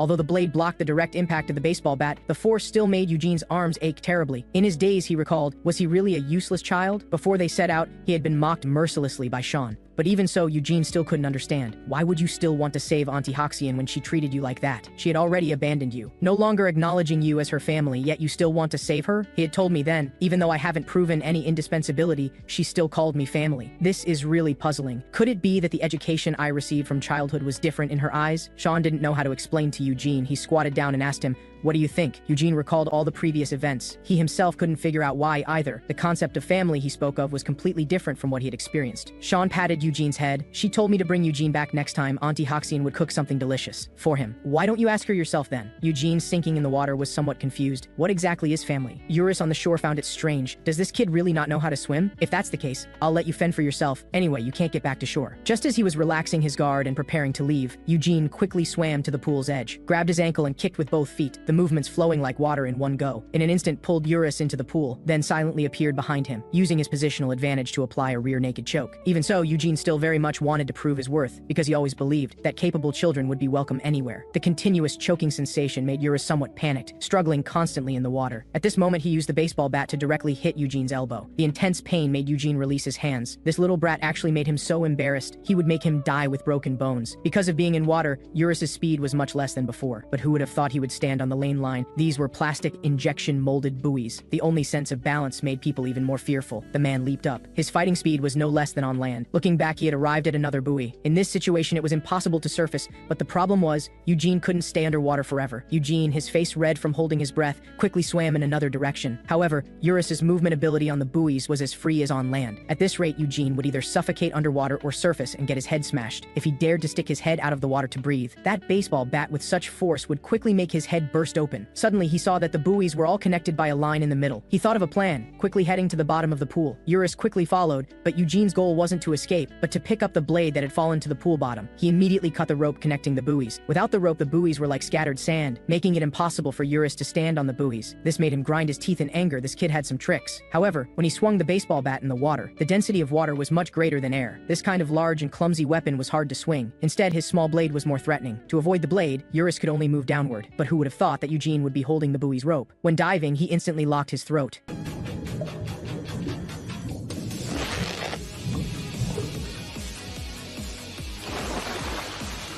At this point, Eurus completely stopped breathing. He had underestimated Eugene, paying a heavy price. On the other side, Rikyu was protecting the injured Mary while fighting and retreating. However, because of her thigh, she couldn't completely shake off Quan Bingyu's pursuers. Mary was embarrassed. The escalation of the situation had exceeded everyone's expectations. Shouldn't they retreat first? But Rikyu stated, having accepted the father's orders, that means completely annihilating them. And Sean is dealing with Dimitri. We just need to take care of ourselves. But now there's only one magazine of bullets left. Need to think about how to handle what comes next. Mary looked at the intelligence on her phone. Dimitri and Yuri are both beyond our control. Need to see if we can find other support. However, Ruikyu loaded her weapon, asking, didn't you say earlier you couldn't see clearly who that person was? How do you know the other person is Yuri? Mary froze, then let out a sinister laugh. Looks like my carelessness let you discover it. Ruikyu aimed at her head. How is this possible? You should still be under Deadpool Tower's control. How can you betray the organization? Answer me, Mary. This is an order. Mary examined the necklace on her chest. Auntie Ruikyu, we found that thing. Deadpool Tower's 3 great rules. The method to break it, making the impossible possible. He's back. Ruikyu widened her eyes in disbelief.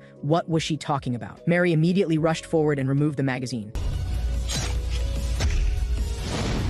At this moment, Ruikyu had a gun pressed against the back of her head. When Ruikyu tried to resist, she was immediately pinned to the ground. Then Mary showed her lovable appearance again. Looks like you've waited a long time. Everything here has been handled. Next is just to catch Sean and we're done. On the other side, Hoxian's mother gripped the knife, her body trembling uncontrollably, just as Quan Bingyu thought he had convinced her. She threw the knife away and shouted, "Joseph's father! Someone like you doesn't deserve to be a parent!" Quan Bingyu fired back without hesitation. "Is that so? You won't accept the settlement money, and you won't take revenge either, a person who just makes rice cakes even after her son is disabled. Does that make you qualified to be a mother?" Before he finished speaking, Hoxian's mother slapped him across the face. Quan Bingyu pulled out a handkerchief and wiped his face. "I thought this would be simple, but you're quite troublesome." With that, a group of subordinates burst through the door, stepping closer to Hoxian's mother. Meanwhile, Piao Xian tucked his photo into his pocket and walked out of the office unhurriedly. As he walked, he pondered, how did Bingyu Construction manage to contact those hard-to-reach mercenaries from L country? At this thought, he suddenly realized something was wrong, and rushed urgently to support Ruikyu. Halfway there, he ran into Quan Bingyu's men. Both sides immediately opened fire. With the situation urgent, Piao Xian decided to end this quickly. Unexpectedly, one of them pulled out a gun, but he showed no fear, rushing like lightning to the gunman, and using his elbow to knock the gun barrel upward, making the opponent instantly lose their advantage. He then knocked them down with one punch. In the surveillance room, Ruikyu regained consciousness. Seeing Mary sitting leisurely in the office chair, she cursed furiously, "You damn woman, how dare you betray us!" Mary told her to calm down and explained her reasons. She hadn't betrayed Deadpool Tower, she just wanted everyone to know who the true masterpiece was. She recalled how the director once told her as a child that Deadpool Tower's greatest masterpiece and legend was Sean, and that he had achieved this status very early on. At this thought, she gripped her cup tightly, grinding her teeth. "I don't understand why he's so obsessed with an old relic, so I was curious just how remarkable Sean really was. But after meeting him, I found he was just a thoroughly stupid brat. That's when I understood that legends are just illusions of the past." She crouched down in front of Ruikyu, gently stroking her face. The director just wanted to cover up his mistake of losing Sean,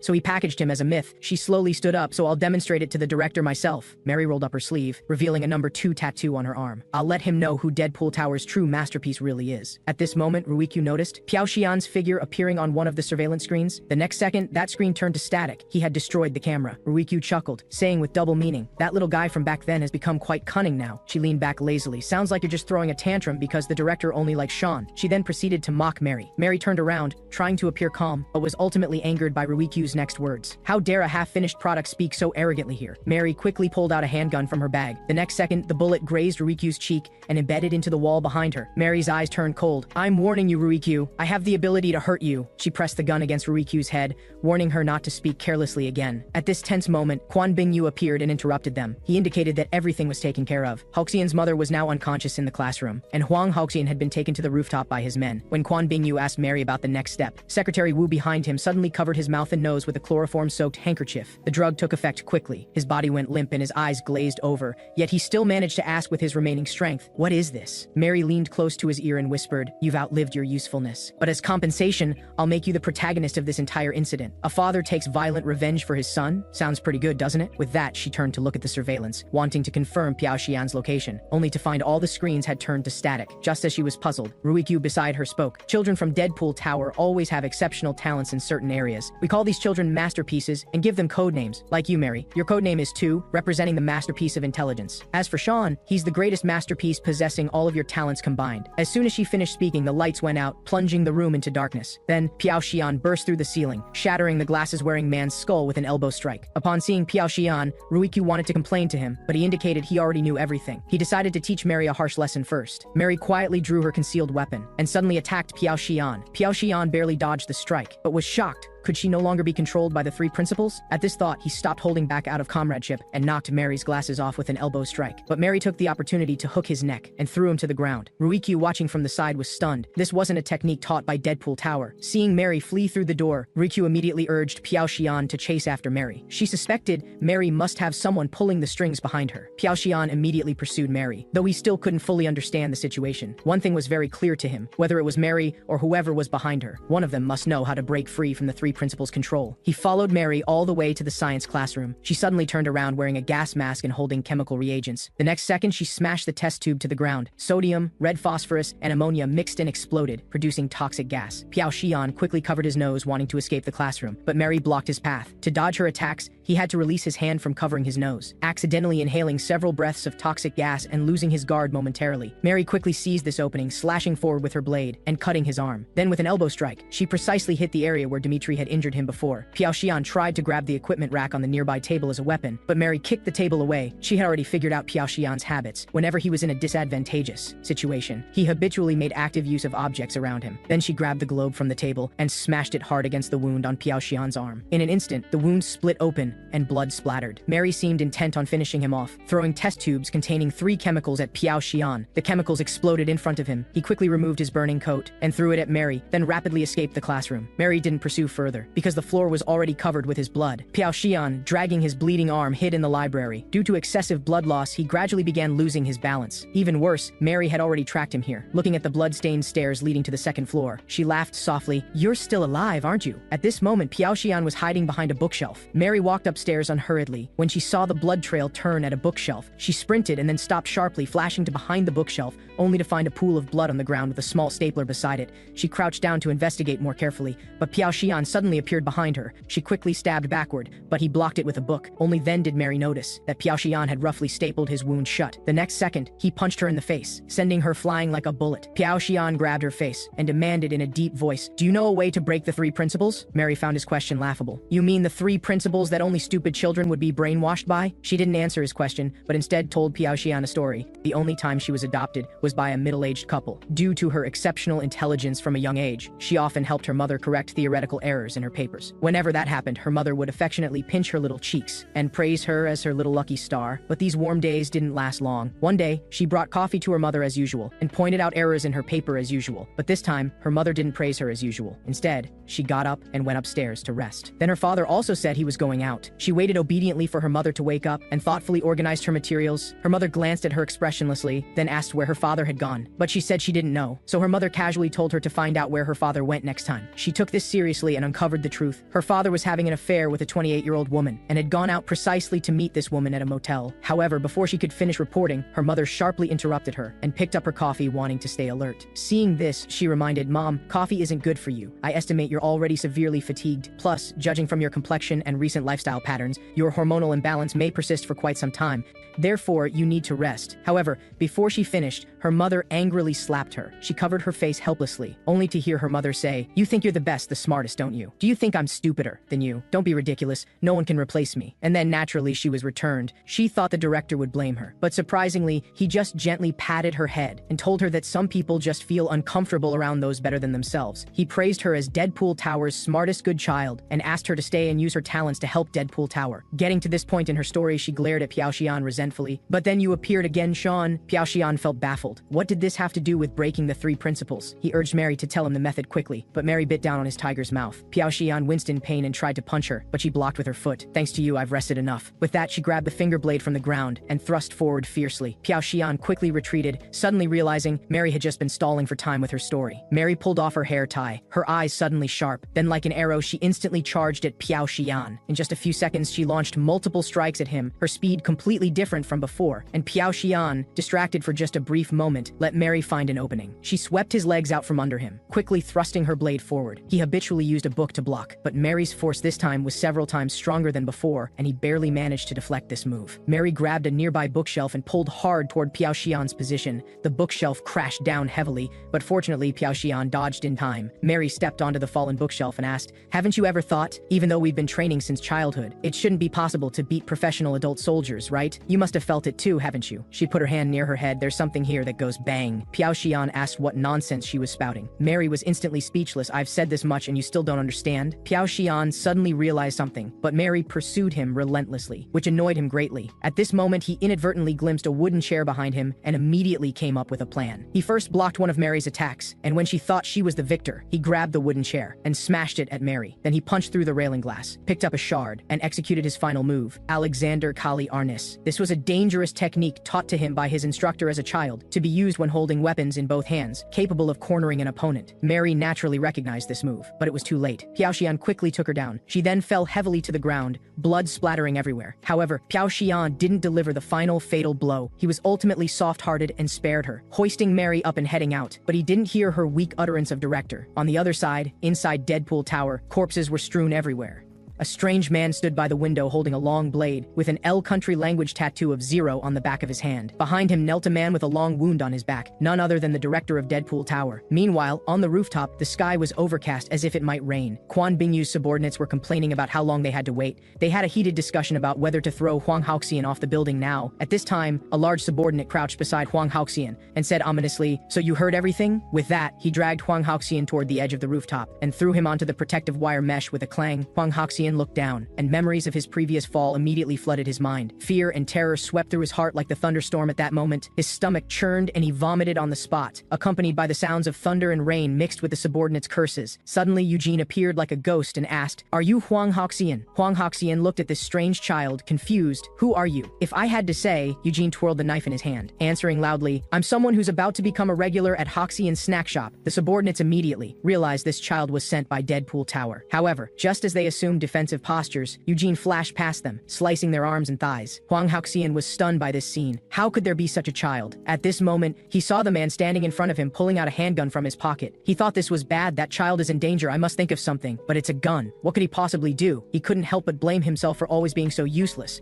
unable to help with anything. Meanwhile, the man shot and hit Eugene's right foot. Eugene immediately stumbled and was about to fall. Just as the man was about to pull the trigger again, Huang Haoxian suddenly knocked him down while shouting, "Who dares say I'm useless?" With that, he bit down hard on the man's ear. Seeing that no matter how he struggled, he couldn't shake off the boy on top of him, the man angrily pressed the gun to his head. "I'll kill you first!" Just as he was about to pull the trigger, Eugene kicked the gun away. Eugene turned to look at Huang Haoxian and smiled slightly. "You're somewhat useful after all." Meanwhile, in the car outside the school building, Mary slowly regained consciousness. Seeing her wake, Ruikyu said indifferently, "It would be troublesome for me if you died." Mary asked where Sean was. He should be going to find that old woman and her son now. With that, Ruikyu opened a wooden box, pulled out a syringe and injected it into Mary's body. "Now it's my turn to ask questions." Seeing Mary's nervous expression, she reassured, "This is just a truth serum." With that, she suddenly grabbed Mary's hair, her gaze cold. "You damn brat, what are you plotting behind the scenes?" Mary casually revealed a shocking plan, just planning to destroy about half of Deadpool Tower, together with Zero.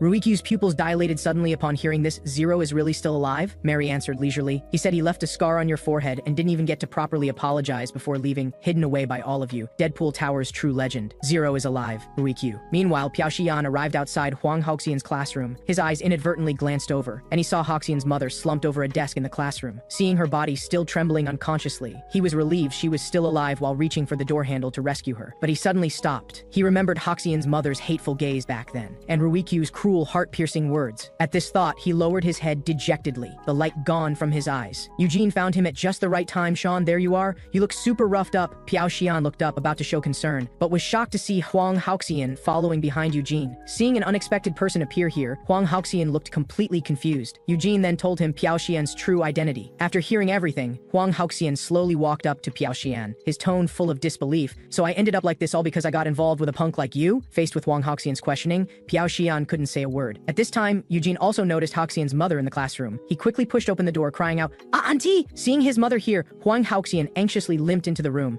Piao Xian still hesitated, not daring to enter. So he instructed Eugene to bring Huang Haoxian and his mother to the parking lot to meet Ruikyu. Then he called out to Huang Haoxian inside. "Haoxian, I'll explain everything properly to you later." His tone was full of self-blame. "I'm sorry, I failed to protect anything." But Huang Haoxian supported his mother as they passed by him, and ultimately, after walking a few steps, turned back to tell him, "You'd better explain everything to me. What you want to protect, why you're apologizing, you need to explain it all clearly." With that, he walked away. Piao Xian remained in place, muttering to himself, "Okay, I will." So, he looked toward the depths of the corridor. "You can come out now." Before he finished speaking, a young man appeared at the end of the dark corridor. He slowly walked up to Piao Xian, remarking with interest, "You really are perceptive. Yellow hair, blue eyes. You must be Sean, right? I heard you were called a legend. It made me so nervous. But you look quite different from what I heard." Piao Xian's eyes were sharp. "Who exactly are you?" "Zhang Xian, that's my name. L Country, Ice Source Village, Barefoot's Base, Bear's Den." The man before them, Barefoot's strategic planning advisor, Baruka Koznov, was hosting Vincent, codename Record Keeper from Deadpool Tower. Vincent was here precisely because of the battle between the two organizations in K Country a few days ago. At this time, the burly man beside them, Barefoot's tactical instructor, Sasha Denisov, indicated this was just a minor friction that occurred during mission execution. Vincent obviously didn't believe it because Barefoot not only sent Dmitri, but also sent their number one figure, Igor Medvedev, alias Red Fist. Sasha tried to argue, but was stopped by Vincent's Vincent's subordinate, who mercilessly mocked Sasha as a shorty. Sasha was immediately enraged, removing his glasses wanting to have a proper fight with them, but was cut on the face by sharp threads that appeared from nowhere. Baruka naturally also noticed these threads. Not only that, he discovered that at some point the second floor was surrounded by a circle of children. He righteously criticized Vincent. Hey, do you have any self-awareness? This already counts as child abuse. Seeing no response, he wanted to pull out his gun to shoot Vincent, but an orange-haired child jumped beside him. Vincent immediately spoke. What are you doing? I didn't order you to come down. The child revealed shocking news to him. The director and others who stayed at Deadpool Tower couldn't be contacted. At this time, Baruka's subordinate also brought news. Something happened to Red Fist. Meanwhile, Piao Xian and Zhang Xian broke into fierce combat. When Piao Xian managed to block Zhang Xian's powerful kick in time, he felt as if he'd been struck hard by an iron hammer. Then he counterattacked with a punch, but his punching hand was lightly caught by the opponent. Taking advantage of Piao Xian's dodge, Zhang Xian executed another roundhouse kick, muttering, I was looking forward to Deadpool Tower's masterpiece and legend,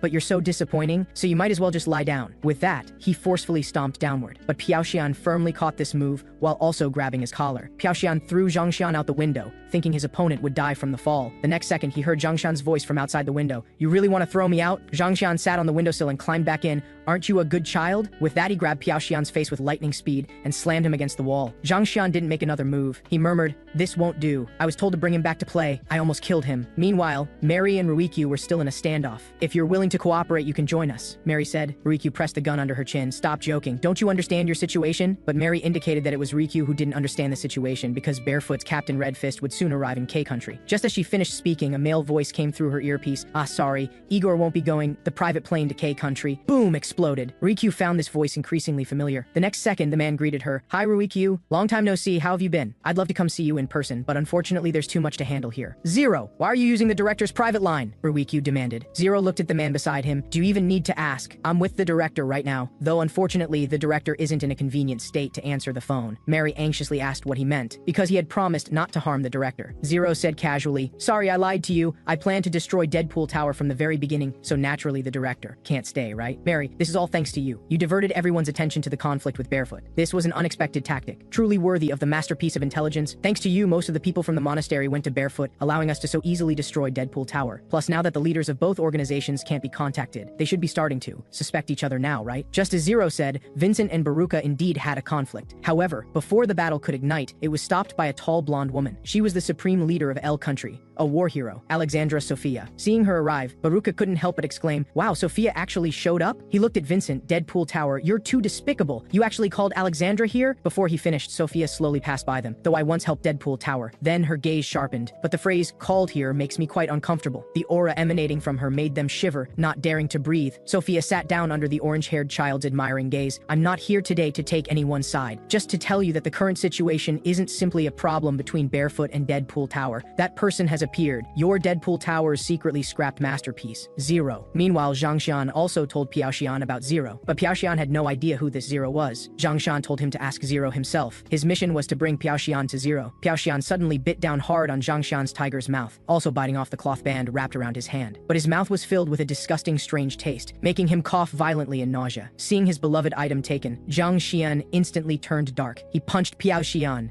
veins bulging on his face. Damn it, give it back! Piao Xian didn't want to provoke this madman further and threw the cloth band back to Zhang Xian. At this time, Zero called Zhang Xian, asking if things were going smoothly. Hearing the stammering voice on the other end, Zero was somewhat helpless. Don't tell me you got angry and fought with someone again? I told you before you can't do this. You must help me so I can help you find that person. If you accidentally kill Sean, that would really be troublesome for me. Sorry, Zero. Zhang Xian looked at Piao Xian nearby, but this guy is way too different from what you described. He not only attacked Piao Xian's abilities, but also criticized his low-taste appearance. Zero was doubtful about this claim. He couldn't help but speculate. Could he have decided on some parents again? He told Zhang Xian to test and find out. When Piao Xian heard that sentence, go kill the woman related to Sean, he punched at lightning speed, knocking Zhang Xian to the ground. Zhang Xian coughed up blood, shocked internally. What's happening? I didn't see that at all. This round, the battle situation reversed, with Piao Xian taking the initiative. Zhang Xian had to focus completely to barely dodge, seeing that kick from Piao Xian leave a deep crater where he'd just been standing. Piao Xian wanted to attack again, but suddenly felt dizzy, and his head spun. Meanwhile, Zhang Xian continued reporting to Zero. You seem to have guessed right. His eyes lit up with interest. Deadpool Deadpool Tower's legend Sean is somewhat useful. Then he noticed the glaring sunlight outside. Is it already this late? Zero told him to retreat first. Anyway, with Sean locked like this, he wouldn't be helpful to them. So Zhang Xian gave up capturing Piao Xian and left alone. At this time, Eugene found Piao Xian. This is terrible. Deadpool Tower. The director, before finishing, he noticed the corridor in disarray and asked Piao Xian what happened. Only then did Piao Xian realize Zhang Xian had quietly left at some point. He hurriedly told Eugene everything that had just happened. Just after finishing, that dizzy feeling struck again. This time he blacked out and fell to the ground. After instructing Eugene to make sure to find Zhang Xian, his consciousness then scattered and he passed out. Then, a month passed. This disaster caused by Deadpool Tower was ultimately cleaned up by White Tiger Human Resources, and the school temporarily suspended classes. The mastermind of the series of events was attributed to Quan Bingyu. Huang Hoxian and his mother also temporarily suspended Hoxian snack shop's operations due to the trauma. But Piao Xian ultimately couldn't resist coming here. As soon as he pulled up the metal shutter, a gun was pressed to his head, followed by a familiar male voice. Kid, hurry up, will you? Dmitri stared at him impatiently. How long are you going to make me wait? Piao Xian looked inside. Seeing that the two teams who had been at each other's throats were now miraculously gathered together, he couldn't help but remark, everyone looks so friendly. A month ago you were trying to kill each other. Mary silently displayed the handcuffs in her hands, refuting his statement. Work is work, plus the person who was supposed to pay us disappeared. With that, Dmitri picked up a knife from the table and walked over to Mary. Most importantly, Igor was also killed. I can't possibly let that Zero bastard go. I heard he came from Deadpool Tower, right? He stabbed the knife into the table behind Mary, staring at her coldly. Whatever you know, you'd better tell me everything honestly. Ruikyu on the side indicated that Deadpool Tower's situation was equally bad. She believed it was Barefoot's interference that led to them being ambushed. Yuris immediately argued with her upon hearing this. In the chaos, Piao Xian stepped forward to take charge. Everyone here should be very clear who our real common enemy is. He proposed everyone temporarily team up to form a new organization. Dmitri was interested in this proposal and asked Piao Xian what this new organization would be called. Piao Xian took one letter from Barefoot and Deadpool Tower's English names, forming bad. How about bad children? We bad children have only one goal, Zero. We need to beat that guy to a pulp. Looking at the boy who seemed like a completely different person, Dmitri couldn't help but remark, this kid has completely transformed into another person in just 1 month. He turned to ask Ruikyu what happened. Hearing this, Ruikyu recalled what happened a month ago. Back then, Piao Xian was hospitalized unconscious, and she was at the hospital keeping watch. She called Vincent to inquire about the status of Deadpool Tower. Vincent indicated that when he rushed back to the tower, both the director and Zero had vanished. Not only that, but Zero had also taken the ledger recording the good children. Hearing this, Ruikyu immediately understood. Zero was doing this to personally retrieve those good children who had already been sold. Vincent told her they were using backup ledgers to confirm the buyer's locations and safety status, but due to insufficient manpower, he couldn't protect everyone. Therefore, he had no choice but to seek assistance from Barefoot. Ruikyu believed that even if Zero killed the buyers, control of those good children wouldn't fall into his hands. But Vincent brought up what Mary had said before. We found a way to break the 3 principles. He speculated that Zero might have actually found that method. Ruikyu agreed with his view. Wasn't the director previously worried about the emergence of children who break free from the absolute 3 principles? So when I went to find Sean, the director also asked me to first confirm whether he had broken free from the 3 principles. After learning that Sean hadn't awakened yet, Vincent proposed another hypothesis. Zero will probably actively approach Sean, so at the very least we must retrieve Sean first. We absolutely cannot let them meet. At this moment, Piao Xian was deep in a dream. In the dream, he returned to that suffocating rainy day. His mother brought young him to Deadpool Tower and threw him to the director. At the time, the director was somewhat hesitant. This child is with his own mother. How can we? But his mother viciously threw him onto the muddy ground, saying she would pay to leave him here. Back then, his body was drenched in rain, and his heart felt like it was raining too. The dream ended here, and he woke up, finding himself in a hospital. He immediately remembered everything that happened before he lost consciousness, and Zero's instruction to Zhang Xian to kill Hoxian's mother. At this thought, he immediately escaped the hospital and rushed to Huang Hoxian's front door, only to see a knife wedged in the door crack. Just as he was puzzled, the man behind him spoke. You finally came? Sean, you made me wait so long. I missed you. Piao Xian looked confused. Who are you? Zero hurriedly stood up. You don't remember me? He instantly flashed in front of Piao Xian and grabbed his hand, his eyes full of disappointment. This won't do. I missed you so much and came to find you personally. Then a bloodthirsty gleam crossed his eyes. Didn't I tell you I would kill that woman? Piao Xian was so angry he immediately swung his fist. So it was you on the phone. Zero elegantly dodged his attack, pretending to be disappointed. This is really terrible. You're still obsessed with pretending to be a good child even now? He snapped Piao Xian's kicking leg aside with a smack. Did you decide on parents again? He slowly pulled the knife from the door crack. So you don't remember at all? You don't remember what kind of person you originally were. With that, he swung the knife at Piao Xian with astonishing speed. Piao Xian barely dodged and fell to the ground. Then Zero swung the blade again, driving it straight into the floor behind Piao Xian. You're not like us. You were never a good child to begin with. He told Piao Xian everything he saw that day. Back then, Piao Xian lay on the ground, asking his mother in confusion what he had done wrong. He had only killed the neighbor his mother found noisy, including that dog that barked a lot. He had eliminated his mother's troubles and thought he'd done something great. Only then did the director understand why the woman so detested her child. So he agreed to take in Piao Xian and brought him into Deadpool Tower's church. The director just didn't know that Zero had already noticed his presence at the time. Getting to this point, Zero firmly promised, "If you still insist on deciding on parents and pretending to be a good child, no matter how many times I will take away your parents until you give up." Piao Xian looked at his face reflected in the blade. Remembering his mother's undisguised look of disgust back then, a strong sense of resentment surged from the bottom of his heart. He suddenly snapped the blade and gripped the sharp broken edge, thrusting it towards Zero's eyes, but the other still dodged. Seeing the gloomy look in Piao Xian's eyes, Zero felt incredibly excited. "This is the real you!" The scene changed to Deadpool Tower's wine cellar, where Baruka was secretly drinking wine. Very unfortunately, his actions were discovered by Vincent, but Vincent didn't mind. Instead, he noticed the diagram on the table showing the bodyguard deployment near the buyers. Baruka explained that he had dispatched Barefoot's mercenaries to protect those buyers, and the personnel arrangement order was based on the buyers' financial power and importance. This deployment diagram and Baruka's explanation made Vincent immediately realize that this Barefoot strategic planning advisor indeed had an extraordinary mind. After becoming allies, the two could sit and drink together without reservations. At this time, Baruka asked, "How do you brainwash those kids? Most of the children who come here have been abandoned by their families. Their sense of deficiency is much stronger than ordinary people." Vincent answered, "We took advantage of this point to make those children understand. Only by becoming perfect, good children are they qualified to become family." Baruka couldn't help but exclaim,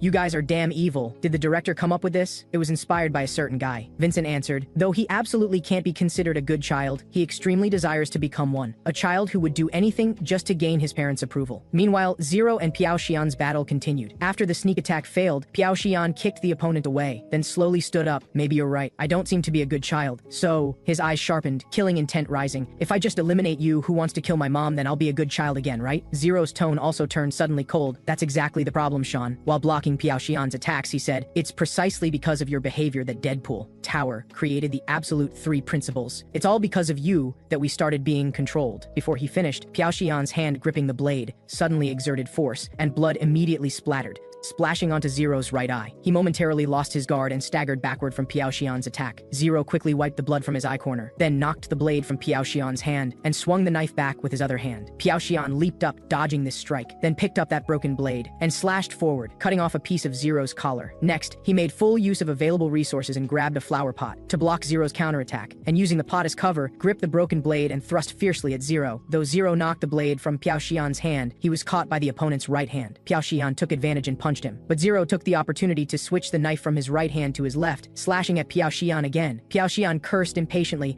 "That knife is really annoying." With that, as Zero swung the knife, he punched and shattered the knife. At this barbaric act, Zero remarked, "Sean, you're too exaggerated. Even worse than I thought." As the words fell, his knee shot upward, hitting Piao Xian's jaw. Piao Xian refused to back down and countered with a spinning kick. While catching this move, Zero pulled out a small knife from behind. On the other side, the tipsy Baruka curiously asked, "So who exactly is that kid? The Sean we planned to take out before?" Vincent answered. He asked if Baruka had arranged personnel near Sean. Baruka said no. Vincent thought Sean was the key person to protect, but Baruka insisted there was no need to arrange manpower. The reason he said this was because Sophia had personally taken action. At this moment, she slowly walked up to the two, causing trouble everywhere. "How insolent, Zero." She looked at Piao Xian. "Long time no see, Sean kid." However, she changed her tone. "How did you get yourself into this state? I clearly locked you up. Let's greet each other later." She affectionately patted Piao Xian's head, then glared at Zero. "I'll deal with him first." The latter's hair immediately stood on end. Then he was instantly knocked out by Sophia's punch, thrown to the end of the corridor like a chicken. Sophia couldn't help but complain, "Really, this guy is still just a kid, too light." At this moment, she looked closely. Zero had already escaped through the window. She didn't pursue because that wasn't her purpose for coming. She turned to look at Piao Xian. "We need to have a good talk, disciple. Even though I locked you up, who gave you permission to become this weak?" Her tone was serious. "Looks like a good adjustment is needed." With that, she hoisted Piao Xian onto her shoulder like a chicken and told him, "That old woman living here isn't home right now. Trust me, Sean kid. Betting on the name of Alexandra, I guarantee I'll protect your parents, even if they're parents you've decided on by yourself. Focus on training." She revealed the training plan. "Let's start with death squats. How about it? You should still remember, right? Failure means death." Time returned to the present. In the car, recalling Sophia's hellish training, Piao Xian still had lingering fear. It's squatting with TNT bombs strapped to your lower body. Any moment of relaxation and you'd be blown to pieces. Dimitri remarked playfully, "Alexandra is something else." Piao Xian frantically told him not to mention that name again. Then Dimitri asked how much his strength had improved in this past month. Piao Xian said if he was curious, he could confirm it himself. Both simultaneously let out sinister laughs. Near Yane Middle School, Piao Xian told Dimitri to stop the car. Before getting out, Dimitri gave him a long string of nagging instructions. This scene fell into the eyes of two nearby students, who thought it was a father nagging his son. Hearing their discussion, Piao Xian's gaze toward Dmitri took on a hint of complex emotion. On the other side, in an abandoned warehouse, Zhang Xian was lying down, examining the cloth band wrapped around his hand. At this time, Zero appeared. "Xian, how are you doing?" Just as he was carefully examining the surroundings, Zhang Xian picked up scissors from the ground and unexpectedly thrust them towards Zero. Zero turned his head at just the right time, but he directly stabbed the scissors into the vending machine next to Zero, pretending he was repairing the machine. Then he pulled Zero to sit on a white chair he had prepared in advance, claiming it was a magic chair. Sitting down would make you tell the truth. Zero teased that he was in a good mood today. Zhang Xian's eyes suddenly turned cold, saying he wasn't in a good mood at all and telling Zero to honestly answer his questions. "Didn't you promise me? You said you'd help me find that person. Are you really seriously looking?" "Of course I'm looking, but before that we still have things we must complete," Zero answered. He said only with Sean present could he keep his promise. Zhang Xian was very puzzled by this explanation and warned Zero that if he dared to be perfunctory or lie, he would definitely kill him. Hearing this, Zero thought, "I originally thought he just had good skills. Seems he's smarter than I imagined. He might become very troublesome later. Might as well." At this thought, he quietly pushed his scabbard open a bit. Unexpectedly, Zhang Xian had already noticed his movement and held his knife ready. "You'd better think carefully before drawing that blade." So Zero gave up the idea of killing Zhang Xian and returned to a relaxed, chatting state. He stood up, saying he'd take Zhang Xian somewhere interesting to play. On the other side, when Piao Xian walked into the classroom, classmates immediately started gossiping, but they already knew the photos circulating around school before were fake. Only Piao Xian knew that he was able to clear his name so quickly because Mary gave him compromising photos of the principal in women's clothing. Thinking of that nauseating photo,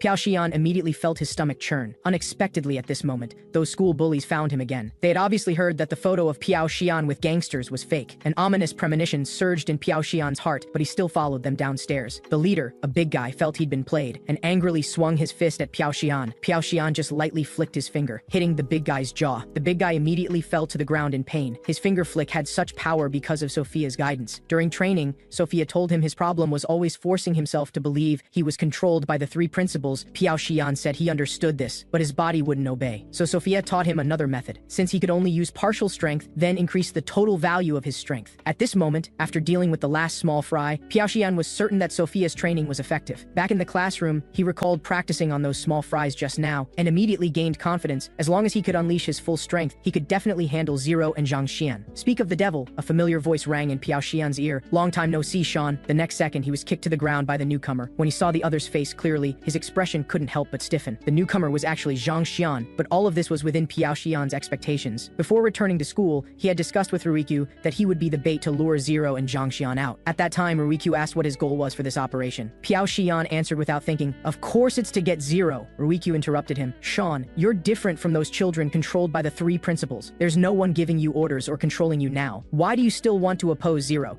Do you still consider that old woman your mother?" Piao Xian said he wasn't clear himself. At first, he didn't remember at all what Ruiku and the others said about being abandoned. It wasn't until he confronted Zero face to face that he vaguely recalled some fragments. Ruiku was slightly surprised hearing this. Can't remember? Wasn't Sean using his abilities because of awakening? Piao Xian told her he couldn't currently unleash all his power. "If that's the case, why are you still trying so hard?" Ruiku asked. But Piao Xian answered this way, "You're right. I'm not their family, much less a friend. If I really had to say what choice I made outside the three principles," his eyes suddenly became firm. "If anyone makes a move on that family, I'll beat them up thoroughly. That's my choice." At this moment, facing Zhang Xian's appearance, Piao Xian thought to himself, the hunt has begun. In the corridor, the small fries limped back to the classroom covered in wounds. Just as they reached the door, they were unluckily crushed under the falling door. They had stumbled into Piao Xian and Zhang Xian's battle zone. At this time, Piao Xian grabbed Zhang Xian's foot and threw him out the window like a shot put. Zhang Xian barely stabilized himself, exclaiming in delight, "Your strength really has gotten stronger." Noticing more and more people gathering in the corridor, Piao Xian thought, need to change locations. So taking advantage of Zhang Xian's punch, Piao Xian similarly grabbed his hand and flipped him to the ground. Zhang Xian was surprised internally. This is Big Daddy's technique. Piao Xian kicked Zhang Xian into the bathroom, out of everyone's sight. Now he could finally close the door and properly deal with Zhang Xian. Meanwhile, more and more people gathered in the corridor. A school nurse slowly walked over and asked a student to clarify the situation. She said she would handle this matter and had the students all return to their classrooms. On the bathroom side, after the two exchanged several moves, Piao Xian found an opportunity and slammed Zhang Xian to the ground, immediately asking about Zero's whereabouts. Hearing Zero's name, Zhang Xian seemed injected with adrenaline, doing a carp jump and kicking Piao Xian away. Piao Xian was full of impatience. "You're still planning to keep fighting?" Zhang Xian charged at him fiercely while saying, "Zero told me to at least keep you alive." Then he grabbed the opponent's punching hand, and with a rabbit kick, sent Piao Xian crashing through the door into a toilet stall. Then he said, "But if you continue being this naughty, I can't help you either. Just resist a little and obediently come with me, so I can retrieve you, so I can also find that person." Just as he finished, an iron shovel grazed his cheek, leaving a wound on his face. He quickly dodged while hearing Piao Xian say, "You don't intend to kill me?" Piao Xian slowly stood up. "What about others?" "Hard to say," Zhang Xian answered, while thinking, "What's going on? He suddenly seems like a different person." Then the two fought fiercely again. However, at this moment, knocking came from the door, accompanied by angry shouting, "You inside! Open the door right now!" Zhang Xian suggested they call it quits for today and proposed a truce. But Piao Xian didn't give him this chance. Zhang Xian wouldn't indulge him either and grabbed him in a bear hug, charging toward the window. The two crashed through the window, falling straight down from the height. Zhang Xian asked playfully, "Falling from here should hurt a lot, right?" This suffocating feeling of weightlessness finally let Piao Xian empathize with Huang Hoxian's experience. He wasn't afraid, just answered flatly, "Should hurt a lot, definitely," but he didn't give up on survival. Instead, he flipped the iron shovel in his hand and forcefully thrust the sharp end into the wall, using the intense friction to slow their descent. The two fell to the ground. Piao Xian wasn't injured, but the iron shovel in his hand broke in two. The other half was stuck in Zhang Xian's thigh. Even injured, Zhang Xian planned to fight Piao Xian again. At this time, a school nurse suddenly appeared. Piao Xian felt dizzy and disoriented at just the right time. Here, the nurse caringly inquired about Zhang Xian's physical condition. Zhang Xian, rarely shown concern, let down his guard in the face of this subtle warmth and allowed her to inject him with a dose. He asked puzzled what she had injected.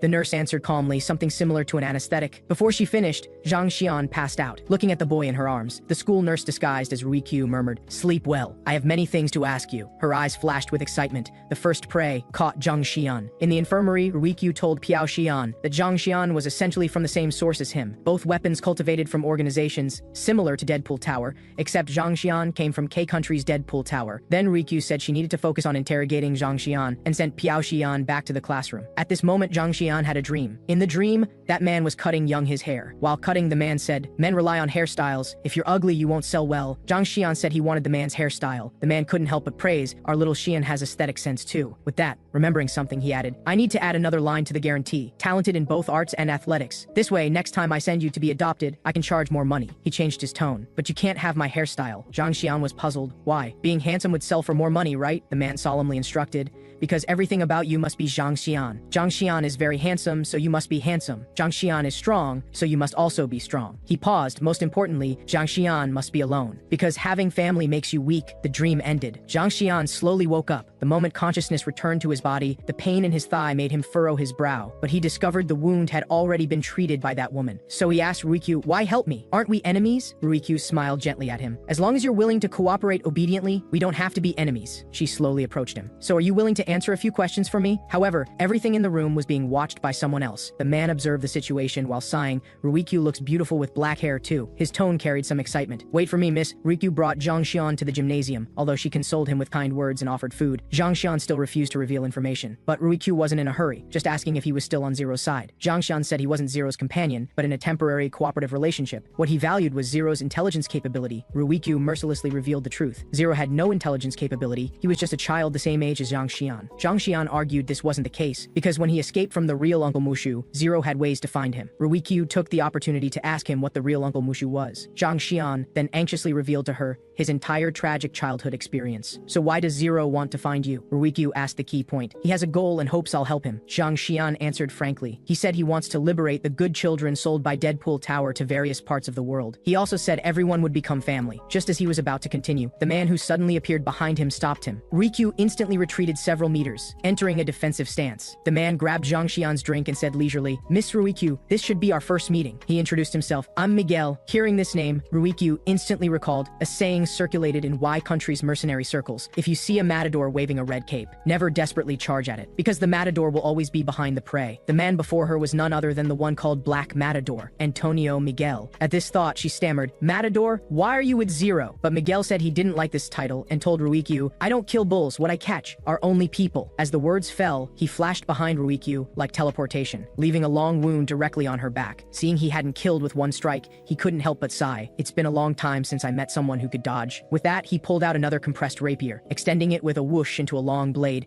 I seemed to have gotten more excited, but Zhang Xian stood in front of him, not allowing him to attack Ruikyu. The next second, Miguel's thrust pierced through his body, and said coldly, "Zero said if you show even the slightest sign of betrayal, I should dispose of you directly." Looking at the fallen Zhang Xian, Miguel elegantly bowed as a farewell. Ruikyu appeared behind him holding a gun, aimed at his head and fired. But Miguel was no ordinary person. He swiftly dodged sideways, knocked the gun from Ruikyu's hand, then with one thrust tore Ruikyu's shirt. Ruikyu quickly drew another gun from her waist, and fired several shots at Miguel, but the next bullet jammed. The opponent seized this momentary opportunity and thrust fiercely at her, grabbing her long hair. Ruikyu gripped his rapier tightly, and the two fell into a stalemate. Meanwhile, Zhang Xian hadn't died but had sunk into past memories. As a child, Uncle Mushu had told him he still needed to learn a technique that only the real Uncle Mushu could teach. If Zhang Xian had the chance to meet him later, he could master this skill. At this thought, Zhang Xian suddenly stood up, the cloth band wrapped around his palm sliding off. When Miguel noticed Zhang Xian was gone, it was too late. The other had flashed behind him with lightning speed, and like a claw scratched Miguel with his hand as a blade. This was what the real Uncle Mushu taught him: wildness. In a car outside the school, a group was waiting for Miguel to complete his mission. At this time, a white-haired man was trying to load his gun, but found the gun was jammed. The yellow-haired youth wearing a hat beside him reached out. "Give it to me." After fiddling with it a few times, he fixed the gun. The man sitting across from him sounded puzzled. "I don't think I've seen you before, because I'm not one of your people." With that, the youth slowly removed his hat, revealing his true appearance. It was Piao Xian. Meanwhile, on Miguel's side, looking at the out-of-control boy before him, Miguel was surprised. What's with this kid? He barely dodged the other's claw, his smile amused. This movement is just like a wild beast. Since his opponent was a wild beast, he had a special countermeasure. He immediately displayed the matador's specialty,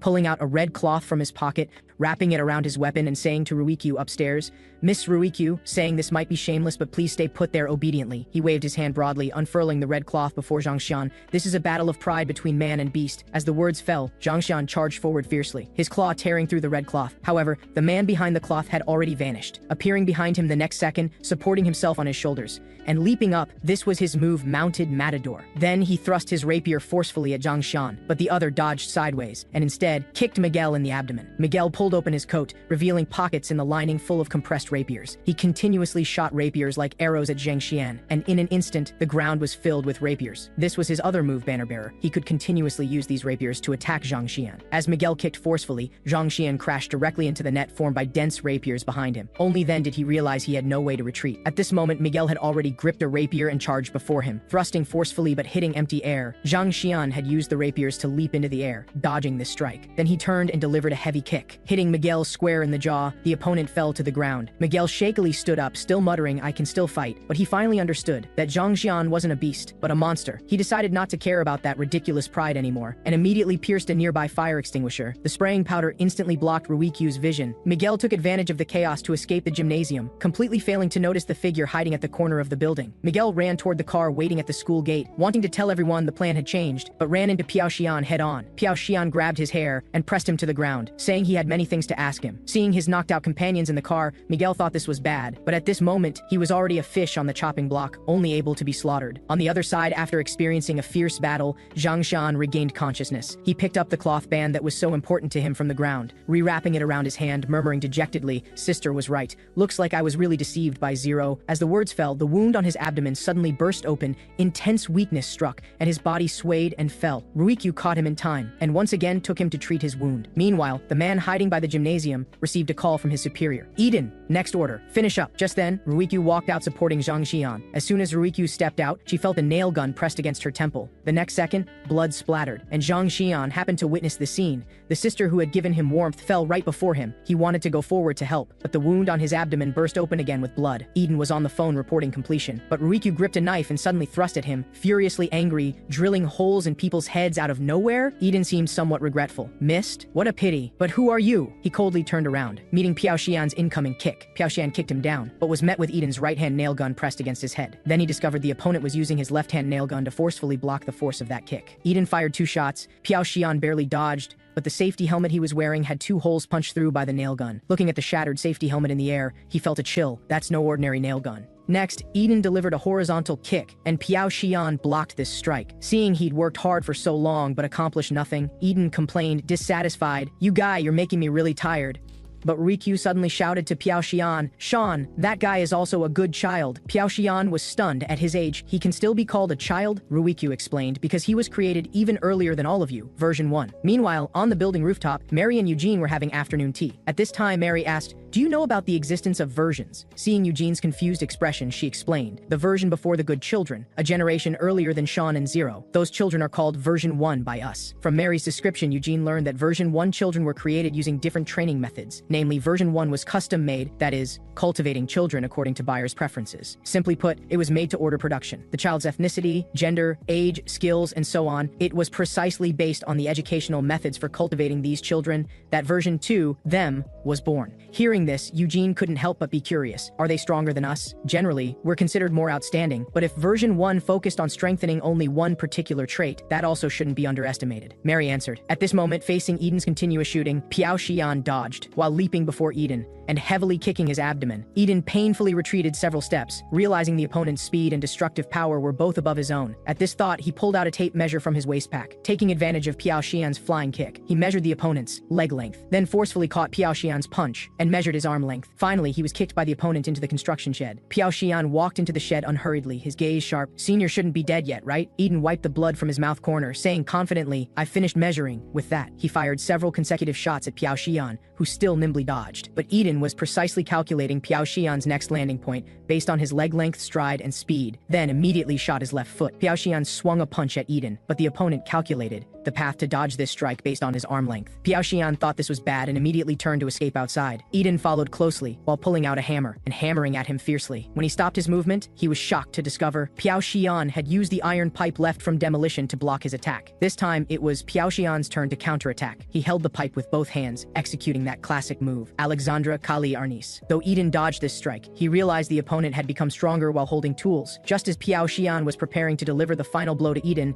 a phone ringtone rang in his ear. The next second, the opponent's long arm extended, stopping his movement while answering the call. Hearing the instruction from his father on the phone to terminate the operation, Eden quickly got up and walked outside, waving at Piao Xian. "Not fighting anymore. I'm off work," Piao Xian hurriedly asked. "You're leaving? Is this Zero's order?" Eden disdainfully indicated why would he listen to that white-haired guy. He only obeyed his father's orders. Piao Xian pressed further about Zero's whereabouts, but clearly Eden didn't plan to tell him. He wanted to chase after, but the sharp pain in his left foot stopped him, and due to using Kali Arnis power twice in one day, he suffered backlash and felt dizzy again. On the roadside, Eden was about to drive away. An iron pipe suddenly pierced straight through the car roof, embedding into the steering wheel. The next second, Piao Xian landed on the car hood with a sinister expression, his tone cold. "Didn't I tell you to wait?" Eden quickly grabbed a nearby cutter and cut off the iron pipe before him, then slammed on the gas and threw Piao Xian off. Recalling the opponent's actions just now, he still felt lingering fear. "What the hell did those lunatics at Deadpool Tower create?" he muttered. "I just wanted to kill some time before going back." Before he finished, his shoulder was pierced by pipeline. Then Piao Xian's voice rang out. "You said, kill some time? For a guy who nails people's heads, saying that isn't quite right, is it?" Realizing the opponent was behind, Eden quickly observed Piao Xian's movements through the rearview mirror. Seeing him raise the iron pipe again and thrust forward fiercely, Eden tilted his head to dodge, and the pipe pierced through the seat back. He immediately counterattacked with the nail gun,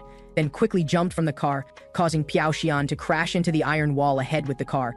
After confirming Piao Xian hadn't jumped from the car, Eden tremblingly left. With serious injuries, he struggled back to a lumber factory. When he sensed someone following behind, he sighed wearily, then turned to look at Piao Xian at the end of the road. "Must you chase me all the way here?" The commotion of their fighting attracted the attention of the old man inside. He came outside to check, only to see his son being pressed to the ground. Seeing the newcomer, Eden cried out, "Father!" The old man looked panicked. "What's going on?" Hearing Eden's address to the old man, Piao Xian recalled those dark memories. At this thought, he grabbed the iron pipe. Eden hurriedly told the old man to go inside quickly. But how could the old man watch his son being killed? He quickly spoke to stop him. The next second, an astonishing scene appeared. Piao Xian actually hit himself on the head with the iron pipe until his head was bleeding before stopping. Blood continuously flowed down his cheek. He gazed at the sunset, murmuring, "Damn," suddenly remembered some bad memories. He looked down at Eden. "I'll ask you just once. I'll leave immediately," after asking, "Where is that guy Zero?" Then, the three sat down to talk calmly. The old man first apologized to Piao Xian, then told him that a month ago, Zero had found him. He originally planned to kill me and retrieve Eden. Though Eden resisted with all his might, he was completely no match for him. The old man added, moreover, that guy was still in an injured state. Hearing this, Piao Xian thought, a month ago, was it when he was injured by Sophia? The old man continued, "In the end, we agreed to assist him as an exchange condition. Only then were we two able to survive." After understanding the cause and effect, Piao Xian no longer fussed. "Just tell me everything about Zero. We haven't seen him since then." The old man took out a phone. He only uses this phone to issue orders. Piao Xian took the phone, phone. As long as we track the location and communication records, we'll definitely find some clues. Hearing this, the old man guessed he was an expert in this area. Piao Xian found it strange. As long as you're a good child, this small matter should. Doesn't that uncle know how? The old man looked at the photo on the table beside. Yes, because when I ordered Eden, I didn't request this ability. So Piao Xian asked the key question, Grandpa, why did you buy Eden? Outside the house, Eden sat alone for a long time. Then Piao Xian pushed the door and came out, sitting beside him. Piao Xian asked what his plans were next. He said he wasn't clear because his only mission was to protect father. This was precisely the reason he was created and why his father bought him. To his father, he was nothing more than an object. But Piao Xian told him this wasn't the truth and advised Eden to find an opportunity to have an open-hearted talk with his father. Meanwhile, the old man was gazing at the photo of his son Jin Yul. Then his gaze fell on the photo of himself and young Eden on the wall, recalling that heart-wrenching past from 20 years ago. Back then, he and his son Jin Yul depended on each other, living off this lumber factory. That day, he was crafting a wooden chair for Jin Yul, but Jin Yul came back angrily. It turned out he had promised to pick up Jin Yul but broke his promise. He glanced at the time and realized he'd been so absorbed in woodworking that he'd delayed. To compensate his son, he decided to buy him fried chicken and promised he would definitely pick up Jin Yul on time tomorrow. The next day, he went to pick up his son on time. Just as his son ran toward him happily, an accident happened. A speeding small truck took Jin Yul's life. In that instant, his world suddenly collapsed. Later, he traveled far to find Deadpool Tower in L Country and ordered from the director at that time a child exactly like Jin Yul. 3 years later, the custom-made child came to his side. The other's appearance was identical to Jin Yul. At that time, he thought a miracle had happened, but when he approached the other behaved extremely politely, like an obedient doll, completely different from his Jin Yul. At that moment, he understood that the dead could not be resurrected. In that instant, the expectation in his heart was completely destroyed, leaving only endless desolation. He named that child Eden and lived plainly with him. When Eden sensibly indicated to call him if help was needed, he recalled the once boisterous Jin Yul again. So he stopped Eden and asked if they should eat fried chicken for dinner tonight. But watching Eden eating heartily, he clearly understood that Eden would never become Jin Yul. But now he also loved Eden. But Eden said he knew he was created to be Jin Yul's replacement. So as long as he could satisfy father, he was willing to do anything. Only at that moment did he understand what kind of life his foolish desire and obsession had forced Eden to live. He felt ashamed from the bottom of his heart. At that time, he covered his head and desperately murmured, "No need to do this. You're not my son. Absolutely not." He didn't know that this easily misunderstood phrase would bring such an obsession to this child. That day, he got drunk, and little Eden took care of him. He just didn't know that Eden had noticed the 2 small moles at the corner of Jin Yul's mouth in the photo. Later, a child's scream woke him up. He hurriedly got up to check, only to see Eden fallen on the ground with a nail gun beside him, and little Eden slowly pulled out the nail from his mouth corner, ignoring the splattering blood, looked at him and smiled, asking, "Am I a bit more perfect now?" Recalling this point, he came to the warehouse and found the blue wooden chair made for Jin Yul, affectionately stroking it. At this time, a little girl wearing a kimono and holding a sparkler appeared, inviting him to play together. Just as he felt puzzled, a bundle of sparklers was quietly thrown into the house. When the old man noticed, it was too late. The entire factory instantly exploded. Eden rushed in wanting to save his father, but saw the little girl crouching beside the fallen father, waving at him. He ignored Piao Xian's obstruction and immediately rushed over. A white-haired man suddenly appeared beside him and knocked Eden down with one stick. Piao Xian couldn't just watch and quickly took action. The man had just dodged his kick when Eden pressed the nail gun against his head, but the man was clearly extraordinarily skilled, dodging Eden's bullet. Facing a common enemy, the two who were originally opponents now stood together. On this side, the little girl also presented specially made bullets to the man. Then he and Eden fought first, but Eden was clearly lacking in combat ability. So it was Piao Xian's turn to take action. With his extremely strong learning ability, he immediately executed Eden's technique Stone Strike. Just as he was focused on dealing with the white-haired man, the little girl attacked him. The flying knife was clearly strapped with explosives. Here, after witnessing Piao Xian's true strength, the white-haired man decided to fight seriously. An SUV crashed through the wall from behind him. Wild Ruikyu fired frantically through the sunroof at the man and little girl. Also coming to support were Dimitri and Eurus. Seeing the opponent's reinforcements increase, the man and little girl decided flight was the best strategy. They threw spherical bombs at Piao Xian, then escaped in the chaos. Seeing the enemies leave, Eden hurriedly searched for his father. He found the old man tightly hugging a blue wooden chair. Fortunately, he had only fainted. Seeing Eden and his father were unharmed, Piao Xian asked about Eden's plans next. Eden said he didn't want to oppose Zero and planned to run away with his father before things got big. But Piao Xian thought he was just avoiding, and handed him the photo of father and son. "We just want to protect family. No matter what method, it's all the same, right?" In the end, he convinced Eden, who decided to stay. When leaving, Piao Xian advised again, "Have a good talk, uncle." Eden grumbled, dissatisfied. "Damn, uncle, we're not that many years apart." He fist bumped with Piao Xian. "Next time we meet, call me brother." At this moment, Piao Xian felt familial warmth. Inside the house, watching his father carefully wiping the wooden chair. Eden, following Piao Xian's advice, wanted to communicate deeply with him, but was stopped by the old man. "Let's take a photo together." After fixing the camera position, the old man pushed Eden to sit on the wooden chair. While saying lightly, "It's too small for you now, isn't it?" He pondered for a moment. I'm always a bit slow at doing things." He gently held Eden's hand. "I should have asked you to sit on it earlier. I'm sorry, Dad was late late, son." As the words fell with a click, the image froze. Meanwhile, in the car, seeing Piao Xian's smiling face, Dmitri asked,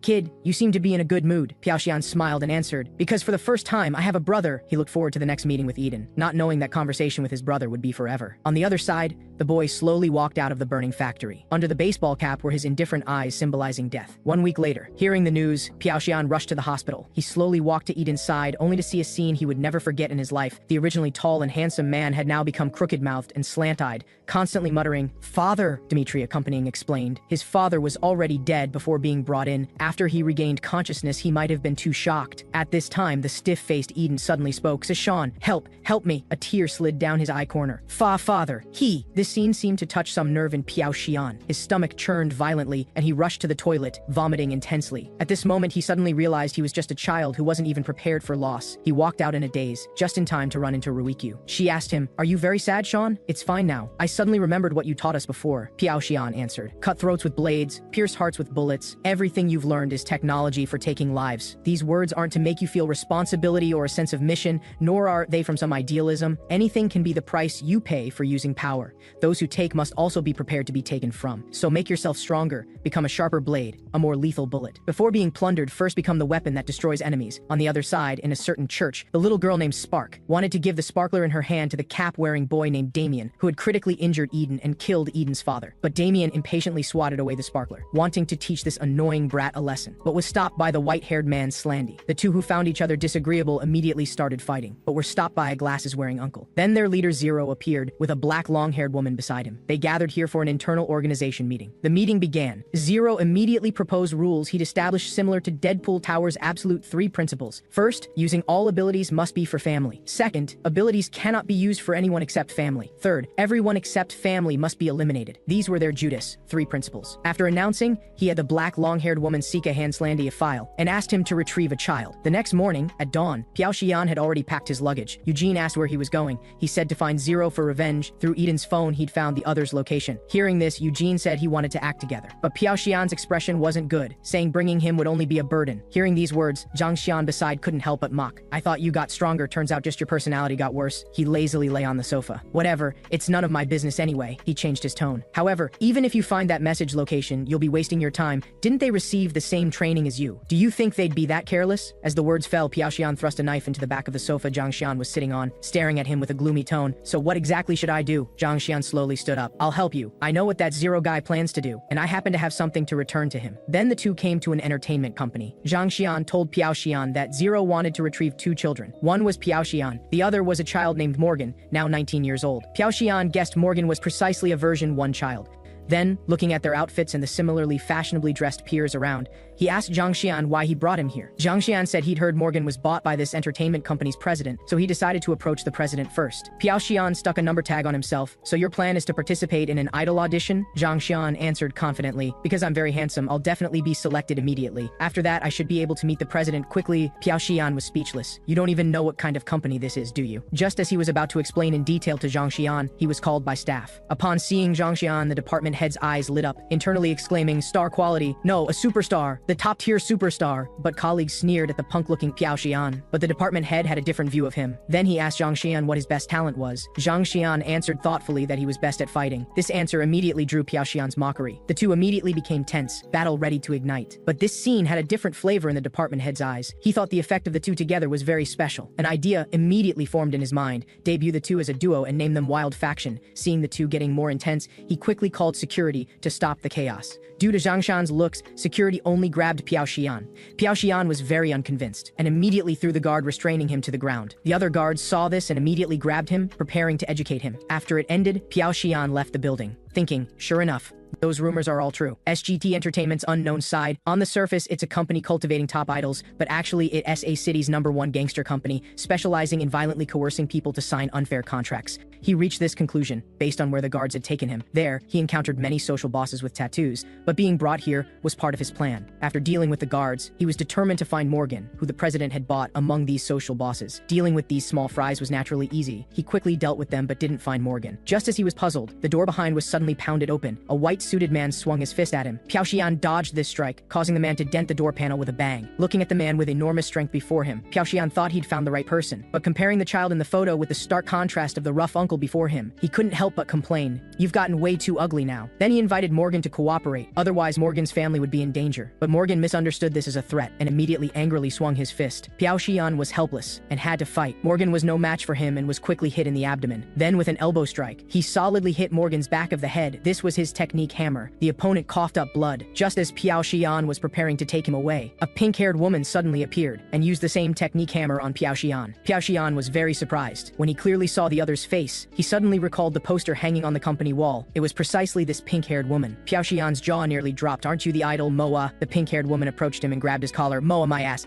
I'm the person you're looking for. I'm the good child, Morgan." On the other side in the makeup room, seeing the makeup artist applying things to his face, Zhang Xian couldn't help but ask, "May I ask what this is for?" The department head said this was preparation for the photo test. Hearing this, Zhang Xian was very pleased. "So if I finish this, I'm selected?" The department head confirmed this and took out a contract wanting to sign with him. But Zhang Xian refused, saying he wanted to meet the president first, and pulled out Morgan's photo asking if he'd seen this person. The department head recognized the person in the photo at a glance, pointing at the poster on the wall and telling Zhang Xian, "That's the idol Moa." Zhang Xian's tone was puzzled. "The person in the photo is male?" The department head refuted. "Moa is of course female. However, she's indeed been a bit different from others since childhood. For a girl, her personality is quite rough." At this moment, looking at the people beaten to pieces behind, Morgan angrily punched Piao Xian flying, then used consecutive slaps to wake up the man whose real name was Park Pil-gyu. When she complained that Park Pil-gyu was past his prime, Piao Xian, who'd been punched into the room, slowly walked out, saying in a low voice, "For a girl's fist, that's really something." He dusted off his clothes, his eyes sharp. "However, compared to a certain lady I know, it's still far inferior." Seeing Piao Xian still lively, Morgan immediately rushed forward to fight him, though Piao Xian dodged some of her moves. He also realized her speed was quite agile.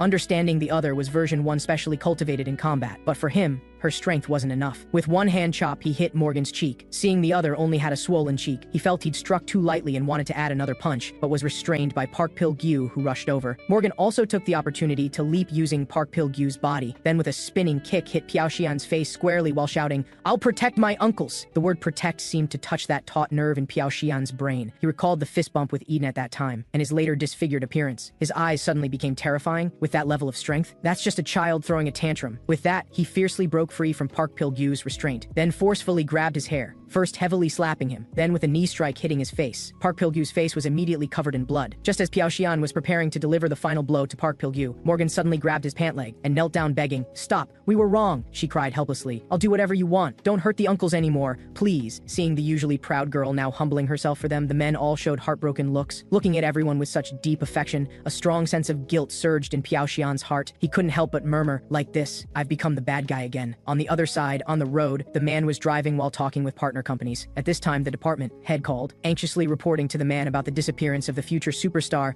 Zhang Xian. The man, the company representative, was focused on listening to subordinates' reports, when he suddenly glimpsed a figure appearing ahead. When he saw clearly that person was raising a gun aimed at him, he frantically turned the steering wheel, but still had his tires shot out by several shots. Spark also took the opportunity to throw a spherical bomb under the chassis. With a huge roar, the car was blown into the air, rolling several times before landing upside down. Slandy slowly walked to the injured man's side, bending down to ask, "Are you SGT's representative Shin Gyu-tae?" After receiving the other's affirmative answer, he dragged him out through the car window and pointed the gun at him. "Where's Morgan?" Shin Gyu-tae asked back why he would know Morgan, but was kicked hard in the jaw. Shin Gyu-tae covered his bleeding jaw, dragging his injured body while moving and calling for help. This behavior made Slandy completely lose patience. He aimed the gun at Shin Gyu-tae's left leg, wanting to blow off this leg, but the moment he pulled the trigger, a suddenly appearing figure kicked the gun barrel, causing the bullet to miss. When he clearly saw the newcomer's face, Slandy slowly spoke, "You're that traitor. Your name is Zhang Xian, right?" On the other side, Piao Xian told Morgan that Zero planned to retrieve the good children, and she was also one of the targets. If she didn't go with Zero, she and her family would all die. Hearing this, Morgan declared confidently to let Zero come. She would beat him up badly, but Piao Xian ruthlessly poured cold water. "You plan to confront Zero head-on? You rabble can't even beat me. You're holding too many things." He pulled out a small knife from his pocket. "Stop being naive. You can't properly grip weapons and fists at all." On this side, Zhang Xian's appearance was undoubtedly a ray of hope for Shin Gyu-tae. Zhang Xian also appropriately indicated he came to pick him up and had something to discuss. Facing this handsome young man, Shin Gyu-tae immediately had stars in his eyes. "Do you want to sign with our company?" Zhang Xian was about to deny and explain the reason, but was interrupted by Slandy, who suddenly approached. Zhang Xian dodged his move move, proposing the winner takes Xingyu Tae. Slandy was too lazy to listen and immediately shot at him, but was dodged by a crouch. Then it was Zhang Xian's turn to counterattack, but when he glimpsed the mottled, terrifying skin under Slandy's mask, his pupils suddenly dilated. It was this moment of distraction that let Slandy grab his foot and flip him to the ground. Slandy shot at Zhang Xian again, but was hit in the jaw by his one-handed spinning kick, causing the bullet to miss. Slandy had half his mask kicked off. At this time, Spark used her usual trick on Zhang Xian,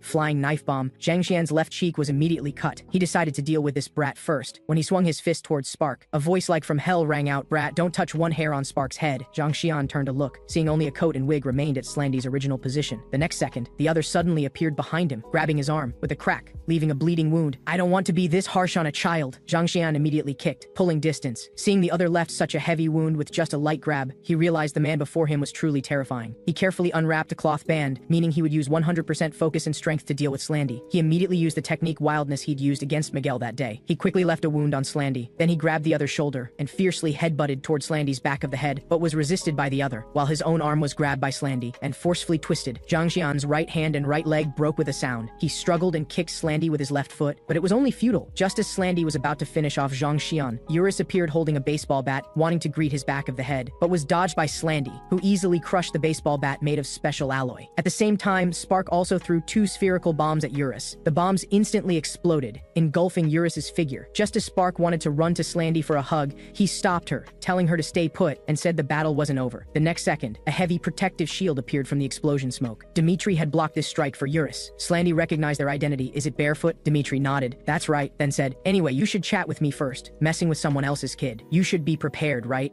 Looking at the huge guy under Dimitri's command, Eurus looked more and more familiar. That's right, it's that. Dimitri grabbed the handle, holding it before him. The weapon Igor used before. "Bear Hunter, here!" Spark shouted angrily. "What is that? It blocked all of Spark's firecrackers!" Slandy guessed the shield had bulletproof plates added. He stretched his muscles, then suddenly grabbed at the shield's surface. Seeing his treasure damaged by the enemy like this, Dimitri angrily pulled out his gun. "This is expensive, you bastard!" He fired a barrage at Slandy, and told Eurus to take Zhang Xian and leave first. Unexpectedly, Spark blocked Eurus's path. She lit the sparkler in her hand toward him. At first, Eurus didn't think much of the small spark flying to his head. The next second, that spark suddenly exploded above his head, engulfing his figure. Slandy on the side, while dodging bullets, didn't forget to mock Eurus, "Burned to death, brat." As soon as the words fell, Eurus suddenly burst from the flames, saying meaningfully, "Fire is much better than water." But Slandy appeared behind him like a ghost, extending his claws toward him, only to be hit by Dimitri holding the shield, and slammed hard into the wall. Eurus took the opportunity to rescue Zhang Xian. At this time, Spark fired several more bombs at Dimitri. Eurus looked at the explosion ahead, worriedly calling out to Dimitri. The next second, a gun emerged from the smoke and dust. 2 bang-bang shots destroyed the sparkler bombs in Spark's hand. Dealing with a child, he couldn't bring himself to be harsh, just telling her to stay aside obediently. Suddenly, Slandy flashed before him, punching away the gun in his hand. He would never allow anyone to hurt his Spark. Seeing his weapon lost, Dimitri casually grabbed a hammer and continued fighting with Slandy. The opponent similarly snatched away his hammer. Seeing this, Dimitri had to use the shield as a weapon and told Eurus to quickly retreat with Zhang Xian. Then with a heavy strike, he knocked Slandy back, but the opponent, like an unkillable cockroach, rallied again and asked, "I heard Igor Medvedev is dead. Who are you?" "Dmitri Medvedev." Dmitri answered solemnly, "Your Red Fist's brother?" Saying this, Slandy flashed to Dmitri's side, grabbing at him fiercely but was blocked by his shield. Then Dmitri threw out several smoke bombs from behind the shield and took advantage of the opponent's confusion in the smoke to flash to his side. However, Slandy had already seen through his tactics, kicking away the hammer in his hand. Dmitri quickly pulled out a gun from his chest and fired several shots at Slandy, but the opponent was even faster than bullets, instantly sliding to his feet and forcefully grabbing his ankle. He suddenly rose and reached out, grabbing at his cheek. Dmitri wasn't to be outdone either, stabbing at the opponent with his weapon. Blocked again. Slandy mocked, "This isn't enough yet." "Really? I think it's plenty." Saying this, Dmitri swung the shovel fiercely, forcing Slandy back several meters. The latter crack stepped into the bear trap Dmitri had set up while smoke was spreading. Seeing the prey hooked, Dmitri immediately nailed the trap's chain hard into the ground, making Slandy unable to move. Just as he was feeling proud, a white-haired youth slowly emerged from the smoke and dust. Dmitri quickly turned and slashed, but the opponent shattered the shovel with one blade. The next second, the youth's whisper came to his ear, "Nice to meet you, Dmitri Medvedev." Zero smiled slightly, then uttered a death sentence, and then, "Rest in peace." Before the smoke cleared, Zero had already sheathed his blade. Behind him was the blood-splattering Dmitri. However, Dmitri didn't die on the spot. This surprised Zero somewhat. Just as he was about to finish the opponent, Piao Xian arrived in time. Looking at the opponents, completely different eyes from before. Zero showed a satisfied smile. It's about time you showed yourself, Sean. However, did something happen to you? Saying this, he slowly drew his blade, slashing at Piao Xian with one stroke. Your expression looks better. When he saw clearly the thread-throwing knives in the opponent's hand, Zero's eyes lit up with excitement. Looks like you finally decided to fight seriously. Then I should properly match your level. With that, he assumed a fighting stance, a bloodthirsty gleam crossing his eyes. The moment the blade left its sheath, he instantly executed dozens of moves. Unexpectedly, Piao Xian wasn't far behind, dodging every strike. The next second, Piao Xian appeared behind Zero, attempting a sneak attack, but was blocked by Zero with the scabbard. He flashed instantly before Zero and engaged in a frontal confrontation. Zero also realized during the opponent's each attack, Sean's speed is getting faster and faster. Their exchanges were like two bolts of lightning, dazzlingly fast. Even Slandy on the side was amazed at Piao Xian's growth rate. Here, Piao Xian leaped into the air, just as Zero thought he would attack from above. The opponent instead used threads to bind his body. Then Piao Xian directly delivered a downward slash, still blocked by Zero with the scabbard. Seeing him trying so hard, Zero spoke with interest. Why are you so agitated, Sean? Is it because of Eden? This sentence immediately enraged Piao Xian, who roared Zero's name. Zero flashed, landing several consecutive strikes on Piao Xian. While the two confronted each other, a car arrived at the scene. Park Pil-gyu got out and helped up Xin Yute. The latter weakly instructed him to make sure to bring both Dimitri and Zhang Xian back. As soon as the words fell, Zero flashed before him and asked, "You're Morgan's buyer, right?" He pulled out a photo of young Morgan and compared it with Park Pil-gyu, hesitating. "Don't tell me. You're Morgan?" Seeing this, Piao Xian anxiously wanted to rush forward but was blocked by Slandy. But he also had help. Dimitri blocked Slandy's attack with the shield. Piao Xian continued rushing toward Xin Yute's side, but Spark came out to block. She threw a spherical bomb at his feet. The explosion's bright light instantly illuminated the entire field. When Piao Xian rushed to Xin Yute's side, he found Zero had already disappeared. Then Xin Yute told him Zero had taken Park Pil-gyu away. Hearing this news, Morgan instantly went berserk, saying she should have gone with Park Pil-gyu at that time. Piao Xian was very confused by her anger. Didn't he leave you behind precisely to prevent this from happening? In the end, only one punk was captured. Isn't that a good thing? These words had no comforting effect and instead made Morgan angrier. At this time, Dimitri came out to mediate. He first approved leaving Morgan behind, then pointed out what was inappropriate in Piao Xian's words. To her, the punk who was captured is her family. No matter what, you shouldn't say this is a good thing, kid. Do you understand what I'm saying? Hearing this, Piao Xian fell into thought. At this time, Xin Yute tentatively asked, "What will happen to our Pil-gyu?" Piao Xian answered, "Zero mistook him for Morgan. That's why he took him away. But he'll eventually show a flaw. It's just a matter of time. He'll probably come find us then." At this time, Eurus gently stroked Spark's head as she huddled in the corner, proposing, "How about we use this one?" Morgan found him too rough with children and quickly drove him away. Then she gently tore off the tape on Spark's mouth. "Just freed," Spark sadly cried, tears rolling down like broken pearls. Slandy got hurt because of Spark. What to do? This way Zero won't come get Spark. Spark is no longer Zero's family. Meanwhile, Slandy was pointing a gun at Zero. At this moment, his anger had reached its peak. "Why did you leave Spark there? With Spark there, I'd listen to you, remember? White hair." Zero glanced at his feet. "Your leg is injured like that. Fighting won't be scary, right? Really?" Slandy removed his mask, revealing his terrifying face underneath. "Then let's try." Zero didn't want to conflict with this dangerous man, saying he'd find Spark back as soon as possible. The urgent matter was to deal with this fake Morgan first. He drew his blade, pressing it against Park Pil-gyu's left ear. When the other insisted he was Morgan, he decisively cut off his ear. Zero asked impatiently, "Do you know why I'm sparing your life?" Park Pil-gyu endured the severe pain and answered, "You want to use me as a hostage to exchange for Morgan or that brat, right?" Zero said he had no such plan. "I'm just very curious." He pressed the blade against Park Pil-gyu's right ear again. "When you, who sacrificed yourself to replace Morgan, are dismantled piece by piece, what expression will the real Morgan show when appearing before me?" With that, he handed Park Pil-gyu over to the glasses-wearing uncle. The uncle picked up a pair of pliers and walked to the suspended Park Pil-gyu, threatening him to reveal everything about Morgan. Park Pil-gyu insisted he was Morgan. Seeing kind persuasion didn't work, the uncle clamped his teeth.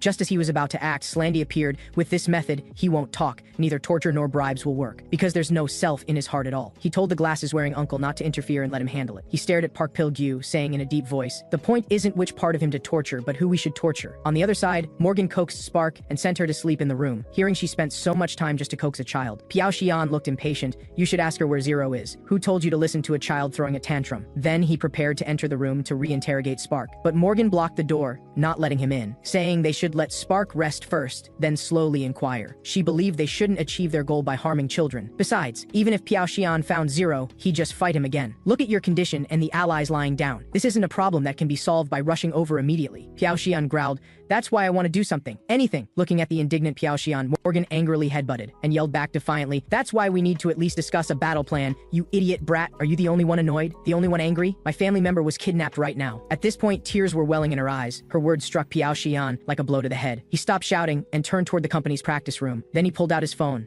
bringing up the video recorded by the camera on Dimitri's shield, the fight with Zero. Wondering internally, I clearly got stronger, but is there still a gap in our abilities? However, when he saw the guns and equipment available in the practice room, he was surprised. He casually took down a knife and discovered it was a real blade. At this time, Morgan appeared and explained, "Don't look at me like this. I'm also an actress. Learning these things will come in handy someday." She approached Piao Xian and saw the video on his phone. "Is that Zero? He looks pretty good." Saying this, she took his phone. Piao Xian clamored for her to return it, but she pulled out her ponytail, letting her hair fall. "Quiet, I need to concentrate now." Then she did something that amazed Piao Xian. She assumed the exact same fighting stance as Zero, even her eyes identical. This was her ultimate skill, method acting. Then she slowly drew the blade. The moves and effects she released were 70% similar to Zero's. She flashed to Piao Xian's side like in the video, while reciting Zero's lines, "Where are you looking, Sean?" Piao Xian had to pull out a weapon to respond. Morgan continued, "Why are you so agitated, Sean? Is it because of that guy?" Morgan's tone, identical to Zero's, made Piao Xian feel as if he were there. Here, Morgan followed the video executing Zero's moves. The pain in her wrist made her experience Zero's terrifying nature. And Piao Xian also seemed to fall into that angry emotion, flashing to Morgan's side, saying in a deep voice, "He's not some guy." With that, he knocked the blade from Morgan's hand, embedding it in the ceiling. Then with a foot hook, he tripped her to the ground. Holding the blade, he thrust down at her, but stopped when the blade's tip was just a few centimeters from her face. Morgan, blushing, told him to get off. But Piao Xian suddenly spoke. "His name is Eden." Several tears fell on Morgan's clothes. "He was clearly an uncle, but he said he was my brother. He wanted me to call him brother." Morgan gently wiped away the tears from his eyes, telling him to vent freely. "No need to always act tough. No matter what, you're just a child. Crying when you want to cry is a child's privilege." At this moment, Piao Xian let down all defenses and cried indulgently on Morgan's shoulder. After crying, Piao Xian sparred again, with Morgan imitating Zero's fighting. Then Morgan explained what method acting was. "I can remember what my eyes see and perform it exactly the same, but I can't randomly imitate anyone. It can only be decided by the amount and difficulty of information for how long the acting can last. If the technique is too difficult, the body also can't handle it." Piao Xian found this ultimate skill amazing, and immediately asked Morgan to do it once more. The latter said doing it once was very tiring, but Piao Xian grabbed her hand, saying if they did it once or twice more, he'd have a good feeling. This suggestive dialogue made Xin Yu-tae outside the door instantly explode. He pushed the door open, only to happen upon Morgan changing clothes, while the idiotic Piao Xian was still saying things like "Morgan is awesome." This made Xin Yu-tae's rationality completely lost. He rolled up his sleeves, revealing the green dragon and white tiger tattoos on his arms. At this time, subordinates delivered a gift box, with "For Morgan" written on it. Xin Yu-tae opened the gift box, his expression suddenly turning ugly. Inside the box was a bloody ear. Then several people discussed rescuing Park Pil-gyu. Ruikyu suggested starting with Spark, but Morgan opposed doing this. Just as the two were arguing, Xin Yu-tae stood up, agreeing with Ruikyu's proposal. Morgan tried to persuade, but Xin Yu-tae looked at her with tears. "Just understand this one time, because Park Pil-gyu was not only her and his family member, but also his only good brother. He absolutely couldn't let Park Pil-gyu die." He picked up a knife and walked towards Spark in the corner, asking where Zero was. Spark just kept repeating one sentence, "I hurt Slandy. If we hurt each other, we're not family anymore." Days of suppression and worry about Park Pil-gyu crushed his last rationality. He grabbed Spark, roaring, "What does that have to do with me?" Meanwhile, at the airport, Zero left Damien to handle the aftermath and left first. After Zero left, Damien received a call from the glasses-wearing uncle, Dominic. The other reported an unexpected situation. Slandy had taken Park Pil-gyu away. At this time, Slandy had already brought Park Pil-gyu to the SGT building. Seeing Park Pil-gyu, the security guard was somewhat surprised. Then Slandy, behind Park Pil-gyu, threw 2 spherical bombs at the guard's feet. Following a small explosion, the guard was unharmed, because Park Pil-gyu had blocked the explosion for him. Slandy held a sparkler in his mouth, murmuring, "You dared to take away my everything," also gripping several firecracker bombs. "Then I must return it double. I'll also destroy all of you." He showed a crazy smile. "If you still want to leave some remains, bring Spark here." With that, he threw the lit bombs at 2 bodyguards who rushed over, but the bombs were sliced in half by someone. It was Piao Xian arriving in time. Seeing him, Slandy quickly attacked. His fierce force knocked Piao Xian back several meters. Then he flashed before Piao Xian, clawing at him. Piao Xian dodged this claw while darting to Slandy's side, swinging a blade, then a spinning kick. That sent the opponent into the broadcasting hall. But this was nothing to Slandy. He immediately stood up, falling into an even more crazed state. "Hand over Spark." The reason he valued Spark so much stemmed from a story 10 years ago in a certain mafia organization in D country. They kept a dog. He stained himself with dirt and blood for the organization, truly a loyal dog. But one day, that dog left its master. He wanted to find a new master, the cutest master in the world, his most precious daughter. He returned home with flowers, only to see pitch darkness.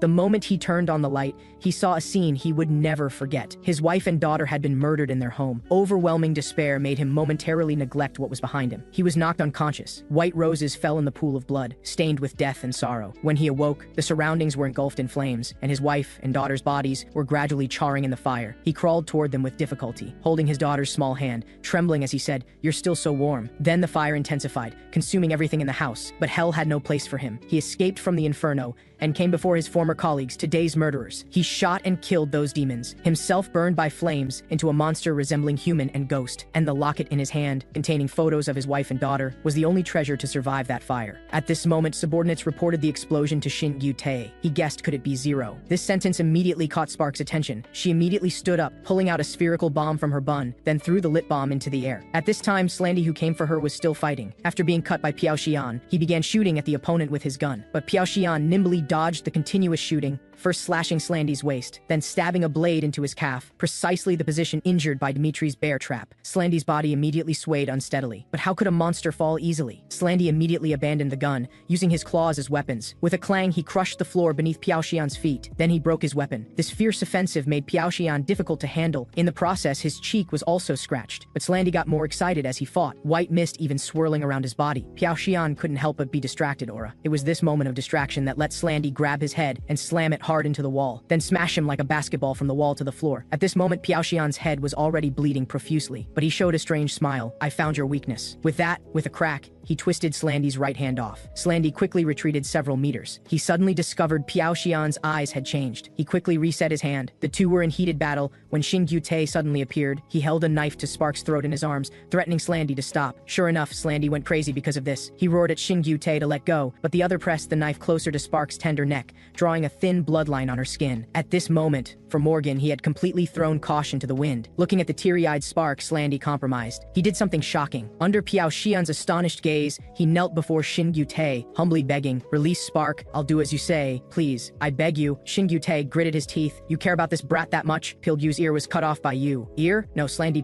pinched 2 blood holes in his neck. "I can give you my neck too." In an instant, blood flowed profusely. His tone even carried a hint of choking, "So please, don't take away my world again." This horrifying scene made Shin Gyu-tae choke up. He finally softened, releasing Spark and pushing her towards Slandy, then said, "Do you know why I brought Moa back from Deadpool Tower? I used to be a punk doing bad things. I didn't understand anything and had no skills. For a long time, I mixed in underground KTVs or nightclubs, but so what? This was the life I chose. Until one day, I looked up and discovered a world completely different from me. Bright, dazzling, completely different from us. At that time, I had a thought, I also want to live happily in that dazzling place." Just like that, we spent all our savings to bring Morgan back. I thought with this child, we'd become famous quickly, but raising a child isn't simple. Even so, we still felt happy, right? Saying this, he and Park Pilgyu smiled at each other. He looked at Slandy and Spark before him, like father and daughter. "Thanks to you this time, I understand. Living happily with these guys, arguing and laughing, that's probably the life I want." After hearing this, Slandy asked Shin Gyu-tae's name, then told him they'd soon face each other because Judas would absolutely not give up the good children. "But one thing I can guarantee," Slandy put his mask back on, solemnly promising, "I'll also protect your world once." On the other side, Slandy's unauthorized action disrupted Damien's plan. He looked at the man in the leopard print coat behind. Plan changed. "Attack Morgan's side immediately now. Consider this your newcomer interview." Meanwhile, Piao Xian, who'd ceased hostilities, returned to the lounge to find Ruikyu had brought Mary. As soon as the two met, they began sarcastically bickering. Unexpectedly, Eugene also followed and stopped them both. Then Mary proposed an idea. "Find the children who might contact Zero." Ruikyu added, "We compared the characteristics of children Vincent remembers with children I've noticed. I've compiled their information." Mary cooperated, "And we've already won over several of them. They'll come join us soon." "How capable are they? Trustworthy?" Piao Xian asked. Ruikyu said she'd paid a huge sum to hire them as mercenaries, but Mary thought this wasn't enough. She pulled out Moa's solo concert poster, saying this plan could catch Zero in one net. This news was also seen by the leopard print man. This person, version 1 specializing in combat skills, Kona, said leisurely, "So this woman called Moa is Morgan?" The suited man beside, also version 1 specializing in assassination techniques, Alec, answered, looking carefully. "You can still see traces of the past on her face." The two then mocked Morgan together. At this time, Damien urged them to hurry and follow, but the two said they wouldn't follow his command. It turned out they were the other 2 children in the photo. The mercenaries Ruikyu hired were precisely them, and the reason they waited here was only to see Damien with their own eyes. As the words fell, Kona struck first, punching Damien into a shipping container. Then Alex scattered threads binding Damien's whole body, pulling hard, immediately shattering both person and cargo. Just as the two thought the opponent was so easily dealt with, Damien suddenly appeared, kicking Alec flying with a spinning kick. Kona quickly exchanged kicks with him, but the calf that touched the opponent suddenly fractured and spurted blood. Damien had hidden steel plates in his pant legs. Then Alex sneak attacked behind Damien, but the opponent leaped up, dodging his attack, then fiercely kicked his head and smoothly knee-struck Kona's jaw. Then he raised his foot, revealing a blade on the shoe sole, kicking Kona Kona several times. Blood splattered instantly. Finally, he raised his foot high and heavily stomped on Kona's back of the head. Watching Damien continuously abusing Kona before him, Alec finally realized what terrifying opponent they were facing. On the other side, unable to contact Kona and Alec, Ruikyu called them. However, the strange yet familiar voice on the phone made her frown. "Are you Damien? Did those two join Judas?" Damien stomped on Alec. "What? We don't want this trash." When Ruikyu wanted to ask more, he suddenly hung up. Then he noticed a figure appearing in the corner. It was Sika. Seeing her, an interesting idea immediately emerged in his mind, so he asked Sika to help him with something. Inside the building, staff were orderly cleaning up the aftermath. During cleanup, Park Pil-gyu found a box, a gift from fans for Moa, but Shin Gyu-tae told him to just throw it away. In this situation, such things of unknown origin were really too dangerous. But Morgan suddenly appeared, snatching the box away, loudly questioning the two. "This was sent to me by fans." "Are you throwing them all away?" Shin Gyu-tae angrily scolded her. "Had enough? Don't you see everyone's risking their lives?" Morgan still argued. "I mean, it's exaggerated." Hearing this, Shin Gyu-tae strode toward her, knocking the box from her hand and roaring sternly. "Protecting you from any harm. That's our job. In this situation, we can only do this, so just do what you should do." Morgan choked back and shouted, "Then why should I even stand on stage?" However, the man just turned his back to her, answering nothing, so she also left in a huff. After Morgan left, Park Pil-gyu sighed. "Why say things against your heart?" Shin Gyu-tae's tone was dejected. "Pil-gyu, I can't figure out my own heart anymore. I don't want you all hurt from Moa, but I also don't want to lose Moa. What should I do at times like this?" 1 week later, the day of Moa's concert. 30 minutes before the performance started, everyone was on standby, each doing their part. Mary was in the lighting room, in charge of controlling the overall situation and commanding everyone. Eugene was in the parking lot outside the performance venue, assisting with commands. Also acting with him was Eurus. Dimitri disguised as security, guarding the front of the hall. Ruikyu disguised as an audience member, moving alone in the crowd. Piao Xian stood at the highest point of the scaffold, overlooking the whole situation. Finally was the stage's focus, Idol Moa. After confirming everyone's positions, Mary said the lights would dim in 5 seconds. The performance would officially begin when the spotlight turned on. Meanwhile, everyone encountered enemies at their respective standby positions. In the parking lot where Eurus and Eugene were, Sika appeared slowly with the controlled Alec. On Dimitri's side, he faced the similarly controlled Kona. In the audience seats, Dominic found Ruikyu, and confronting Piao Xian directly was his old opponent Slandy. After the 5-second countdown, the lights came on. The concert prologue officially began, and the battle between Bad Children and Judas also opened. Inside the parking lot, Eurus struck first. Sika lightly touched Alec's shoulder, issuing a command, "Order, eliminate them." Alec, receiving the order, Alec charged at Eurus like a rocket. Hearing this familiar name, Eugene wondered why the other had suddenly joined Judas, but no time to think about that now. He immediately warned Eurus this person was no pushover, but Eurus was busy responding and didn't notice the opponent's stabbing blade. At the critical moment, Eugene blocked this strike for him. Now Eurus didn't dare be careless and focused on dealing with the enemy. He quickly dodged Alec's strike, then leaped above the opponent's head, striking Alec down toward the barrier railing with his staff. But Sika crouched beside the collapsed Alec, gently stroking his face, ordering again, "Order, stand up, Alec." Accompanied by creaking joints throughout his body, Alec stood up crookedly. Seeing this, Eugene analyzed, "That woman's ability is suspicious. She seems to control people like puppets. Forcing that broken body to stand, he seems to be in a state without self-awareness now." But Eurus found this very interesting. He could use Alec as a punching bag, but Eugene advised him to formulate a battle plan first, because he didn't know if that woman could control multiple puppets. In other words, other enemies might be ambushed nearby. However, his words came true. A figure suddenly appeared behind. That person was Miguel, who had fought with Zhang Shan before. Meanwhile, just as Dimitri entered a defensive state, Kona charged before him, punching him, flying 10 meters away. This punch caused Dimitri's wound left by Zero to split open and bleed again. At this time, the opponent attacked again, muttering, "Escape quickly." On this side, after Miguel's sneak attack, Eugene lay on the ground motionless. Eurus anxiously kept calling to him, but Miguel appeared again, using that move Banner Bearer on him. With one careless moment, Eurus's left leg was pierced. Meanwhile, Alec also charged toward Eurus from behind. Eurus first dodged his blade, then fiercely pulled out the rapier from his left leg, but was thus cornered by the two into a dead end. Knowing he was in mortal danger, tragic childhood memories floated through his mind. As a child, he was always covered in wounds, because his father would always brutally beat him with a baseball bat after getting drunk. Just like that, he broke many bats. But that day was a very different day. He lay paralyzed on the ground, silently crying as usual. His father also raised the baseball bat high as usual, but the moment the bat fell, it was tightly gripped by a large hand. Igor appeared like a god, ending his father and also ending his tragic childhood. At this thought, Eurus laughed lowly, then fiercely struck the ground with his baseball bat, stirring up a pile of pebbles. He used the pebbles as baseballs, striking fiercely toward the two. Taking advantage of their distraction, Eurus quickly escaped the rapier formation. Then he pulled out 2 blue balls made of tungsten carbide with excellent elasticity, throwing them forcefully at obstacles. The balls continuously bounced, hitting Alec and Miguel, but Alec, specializing in assassination, escaped. So Eurus pulled out 2 yellow balls and struck at Alec. The balls flew to the opponent's side, suddenly spitting out steel wires, tightly binding his body. Finally, Eurus pulled out several red balls. When the balls flew before Alec, sharp blades suddenly extended from inside, fiercely piercing his body. This was Eurus's final weapon, the memory alloy ball bear claw blade with embedded blades.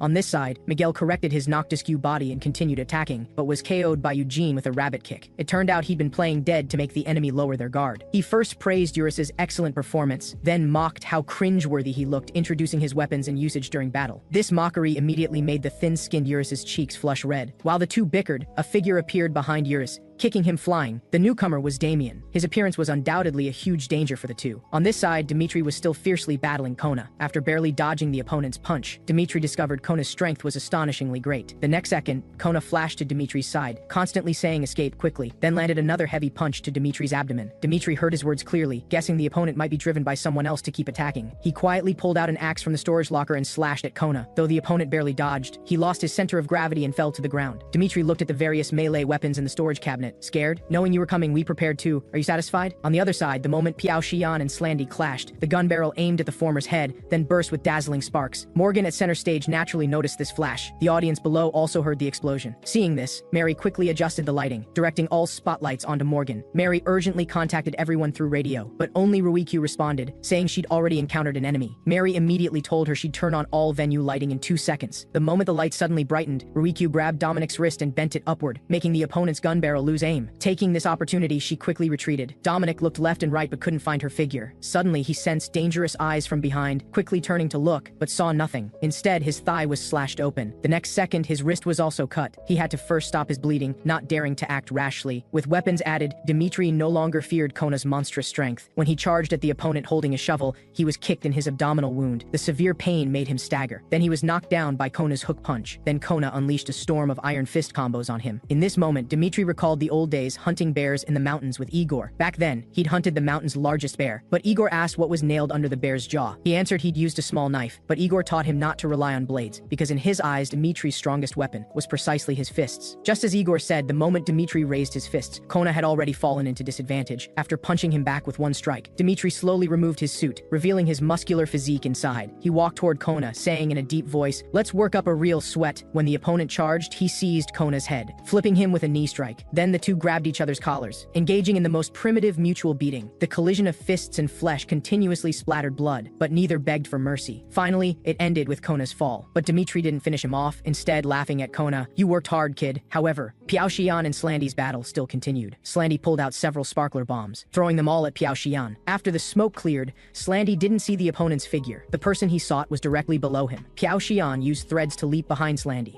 kicking the opponent's head. Then he quickly retreated, using threads. At this time, he observed white smoke coming from Slandy's mouth again. He decided to continue forcing Slandy to act. However, Slandy's strength was still formidable. One punch nearly made Piao Xian lose his grip on the scaffold. Slandy pursued relentlessly. Another punch breaking the support Piao Xian was gripping. He looked down at Piao Xian below. "Do you think you've grasped my weakness?" His eyes grew more excited. "Then push me harder, Sean." Piao Xian quickly called Park Pil-gyu through radio, instructing him to prioritize protecting Moa no matter what happened. However, he didn't know that at this moment, Park Pil-gyu had already directly encountered Sika. Then he had Mary begin executing the plan they'd discussed beforehand. With her adjustments, the machines on the scaffold began buzzing. During intermission, Shin-gyu Tae called Morgan to the lounge, suggesting she stop the performance first. But Morgan suddenly brought up childhood matters. She'd once held Shin-gyu Tae's knife, clamoring to be gangsters together. Because he told her the dark things were for them to do, she only needed to be a shining star. Another time, she wanted a doll. Shin-gyu Tae and the others searched for 3 whole days. Later, she learned that doll wasn't merchandise but someone's handmade craft. But Park Pil-gyu still found it for her. In other words, he personally made a doll for her. So to her, the uncles were shining stars. From then on, she vowed to become someone else's star, just as the uncles became her stars. She'd achieved this too. When she looked at fans from the stage, she found them dazzling. The fans made her feel all their reactions were genuine. Thanks to them, she could shine brightly on stage, so she wanted to fight for a bit more time. She wanted the uncles to see that dazzling world. She would become an eternally shining star for them. Hearing these words, Shin-gyu Tae was deeply moved. At this time, Park Pil-gyu pushed the door open, and the first thing he did was punch Shin-gyu Tae flying. Sika then walked in, order, subdue Morgan. The moment Park Pil-gyu charged, Morgan noticed something abnormal in his eyes. She quickly slapped Park Pil-gyu, actually making him regain consciousness for a moment. Sika ordered again, "Order, capture Morgan." Before the words fell, Park Pil-gyu grabbed Morgan in a bear hug. The next second, she gently pushed him away. Morgan looked at Sika, blue light flashing in her right eye. "You really love harassing people's uncles, don't you?" It turned out she'd used method acting to imitate Sika's ability, freeing Park Pil-gyu from control. Meanwhile, the lights behind Piao Xian suddenly brightened the moment Slandy charged before him. Piao Xian used that move hammer, knocking Slandy back several meters. Observing the white smoke continuously coming from the opponent's mouth, his guess was verified. Then he landed consecutive heavy strikes on Slandy. Slandy was secretly shocked. What's happening? How did he suddenly become faster than me? When he felt his limbs stiffening, he finally realized something was wrong. He himself had become sluggish. Piao Xian revealed the truth. "You have burn injuries, right? Every time you fight, smoke comes from your mouth. Because burns blocked your sweat glands, your body is in an overheated state. The outside looks normal, but the inside should be almost cooked, right?" Hearing this, Slandy finally understood the opponent had been waiting for his body temperature to rise before turning on the lights. But his next move shocked Piao Xian immensely. He twisted off an iron pipe, fiercely inserting it into his right arm, making the wound spurt blood, forcibly cooling his body this way. His gaze was grim. "Alright, now let's start round 2, Sean." On this side, Sika reordered Park Pil-gyu to eliminate Morgan. He immediately turned and charged at Morgan. Morgan immediately issued a new order. At this time, her method acting presentation had reached 55%. She had Park Pil-gyu deal with Sika, but found her controlled Park Pil-gyu moved very sluggishly. At this time, a staff member discovered Sika at the door. Sika casually used him as a tool person, blocking Park Pil-gyu's attack. Morgan instantly realized the opponent could control multiple people simultaneously.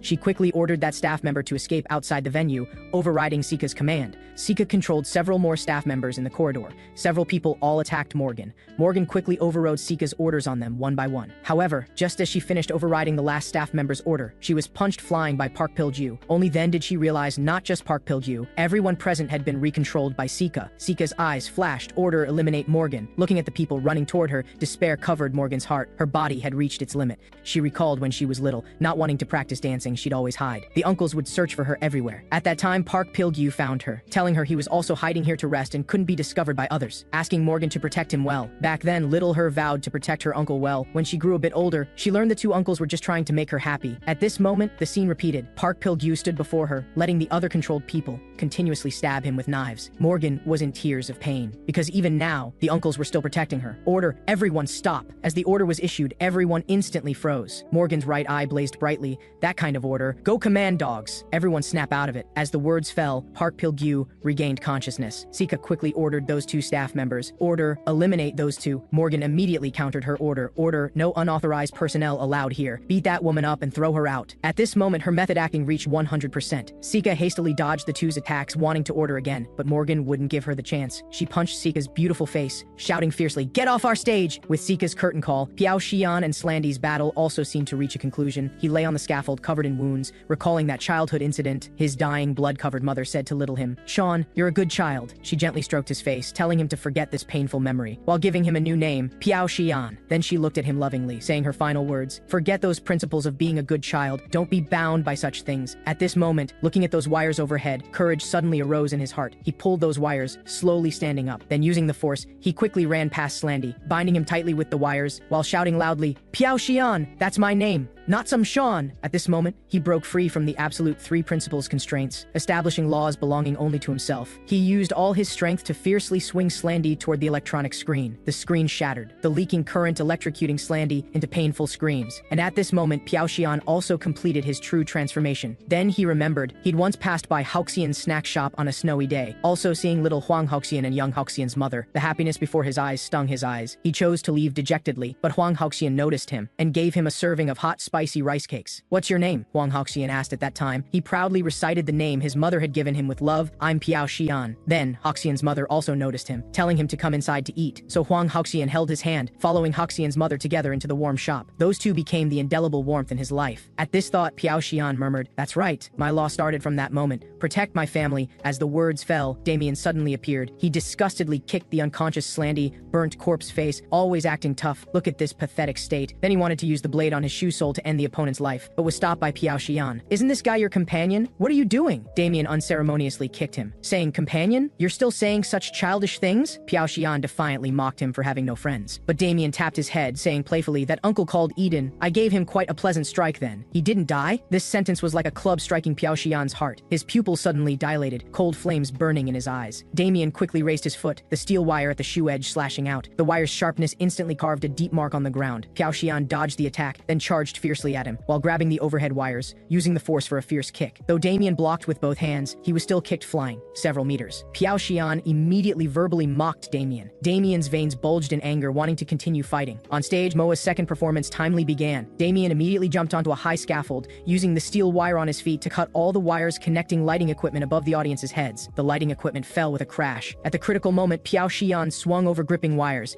kicking the steel frame toward the falling lighting equipment, knocking them away. That equipment instead flew toward Morgan on stage. Piao Xian swung again, kicking away the equipment about to hit Morgan. Just as Piao Xian wanted to catch his breath, Damien's swish cut down a section of high steel scaffold several times. Seeing the steel frame about to hit the audience below, Morgan let out a heart-wrenching cry. Just then, a man firmly caught this steel frame. He carried Yuris on his left shoulder and the steel frame on his right, asking Dimitri holding Eugene beside, "Is this also part of the performance? Isn't it too childish, Demi?" When he saw the man's face clearly, Damien was incredibly shocked. What? That man was clearly already dead. It turned out this man was precisely Barefoot's boss, Red Fist Igor Medvedev. The reason he survived was because after drifting at sea for 3 days, he swam to K country's territorial waters and happened to encounter a fishing boat, thus surviving. He also realized from this that before nature's laws, humans and beasts have no difference, only strong and weak, and this time, his law was a bit stronger than the storm. At this time, the audience began wondering whether what just happened was an accident or stage effects. Morgan quickly warmed up the crowd, announcing the second performance would begin. Piao Xian didn't understand why she still wanted to continue performing in this situation, but Morgan said this was precisely a good opportunity to catch the enemy in one net. Piao Xian understood, immediately pointing at Damien to announce round 2 officially began. Seeing this, the audience believed this series of accidents were shows specially arranged by the concert. At the concert's last row, Spark anxiously came to Slandy's side. Looking at the man charred black by electricity, her worried tears continuously fell. Damien appeared behind her at the right time, impatiently lifting her, wanting to throw her to the corner, but Slandy grabbed his wrist. While the two confronted each other, a steel frame torn in half was heavily thrown behind them. Igor had caught up with them. Seeing Igor, Damien immediately fled. He threw this hot potato Igor to Slandy, himself turning to deal with Piao Xian. Though Slandy was helpless, he had to fight. On the stage side, Damien made a comeback, landing at stage center in a handsome pose. Such smooth operation immediately drew cheers from the whole venue. The noisy scene made Damien feel irritated, but Piao Xian mockingly taunted him for posing. This angered Damien into immediately attacking him. The two fought fiercely again, but Piao Xian was no pushover. A hook punch hit Damien's abdomen, followed by a clean spinning kick, kicking Damien flying several meters. Damien nearly fell off the stage, saying in a low voice, "You guy, aren't you supposed to be Deadpool Tower's legend?" But Piao Xian was tired of this title. What masterpiece legend? You all decided that on your own. I'm not under anyone's orders or requirements. I only follow laws I establish myself. He raised a confident smile.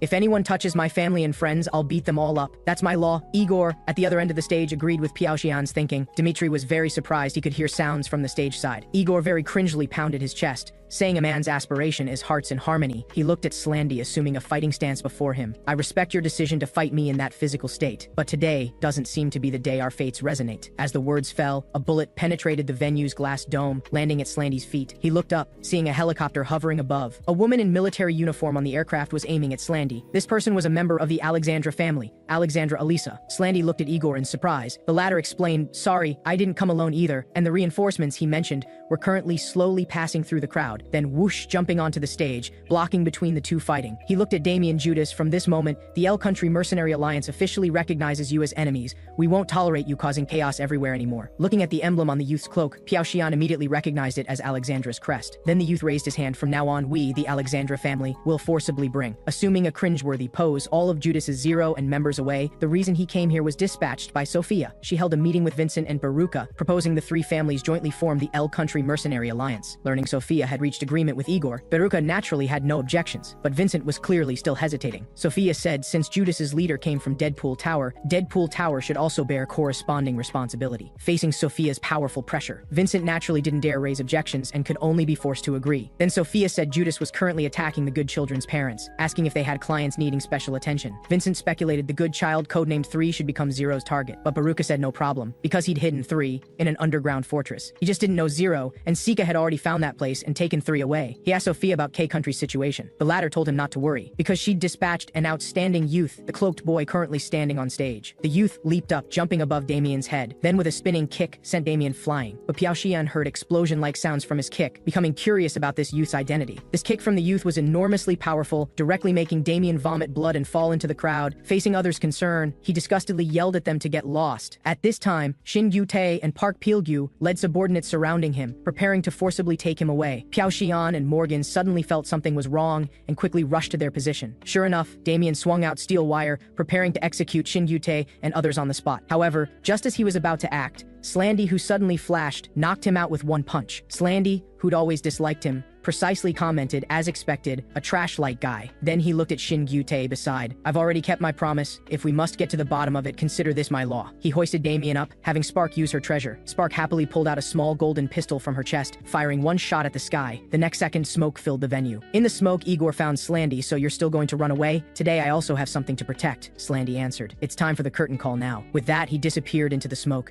Igor didn't stop him, instead saying appreciatively, that's not a bad answer. The smoke cleared. Everyone looked at the empty field center, thinking the performance had ended, then erupted in enthusiastic cheers, demanding Morgan perform again. Piao Xian sat on the ground, pushing this burden to Morgan. Facing everyone's expectations, Morgan gripped the microphone tightly, showing a brilliant smile. Please watch until the very end. At this time, Piao Xian glimpsed that cloaked youth quietly leaving. As if sensing his gaze, the youth turned back, meeting his eyes. At this moment, a familiar feeling surrounded Piao Xian's heart. Meanwhile, in the corridor, Dominic handed Ruikyu a document. This document would become powerful assistance against Judas. On the other side, in a certain basement, seeing Zero complain about no phone signal, Sika asked if he was worried about K-Country's situation, but Zero smiled, saying Damien and their action was destined to fail, because their opponent was Deadpool Tower's greatest masterpiece, Sean. Mentioning Sean, excitement flashed in his eyes. I'm more looking forward to Sean. Next time we meet, what will he have become? With that, the two came before a peculiarly designed door. Just upon entering, a voice rang out, You're late. Only coming to find me now? Seeing the scene before him, Zero couldn't help but sigh. That's right, I was really too slow. I clearly came to find number 3. Why are you here? Number 4, Alina. The battle with Judas came to a pause. Piao Xian came to the hospital to visit Eden, telling him the story of what happened at Moa's concert. He sat beside Eden, sighing. Anyway, it's such a pity you didn't see it. Looking at the man's gaunt cheeks, several traces of heartache crossed his eyes. Then he also told Eden he'd recalled some past memories, and the law he'd established himself. At this time, a woman wearing a baseball cap pushed the door open. It was Morgan in disguise. She walked to Eden's side, curiously examining him, then complained Piao Xian wasn't as handsome as him. The two bickered again. Then they pushed Eden downstairs for a walk. During this, Morgan told Piao Xian that regarding this concert accident, Shin Yu-tae claimed externally it was a promotional activity for a new action film. Who knew this explanation really attracted investors? Morgan really achieved her goal of making a movie. At this point, she smiled sweetly at Piao Xian. You protected my and the uncle's world. Thank you, Piao Xian. The girl's brilliant smile seemed to strike Piao Xian's heart. He immediately became awkward, pushing Eden forward, not noticing Eden's slightly twitching mouth corner. At this time, Morgan seemed to remember something,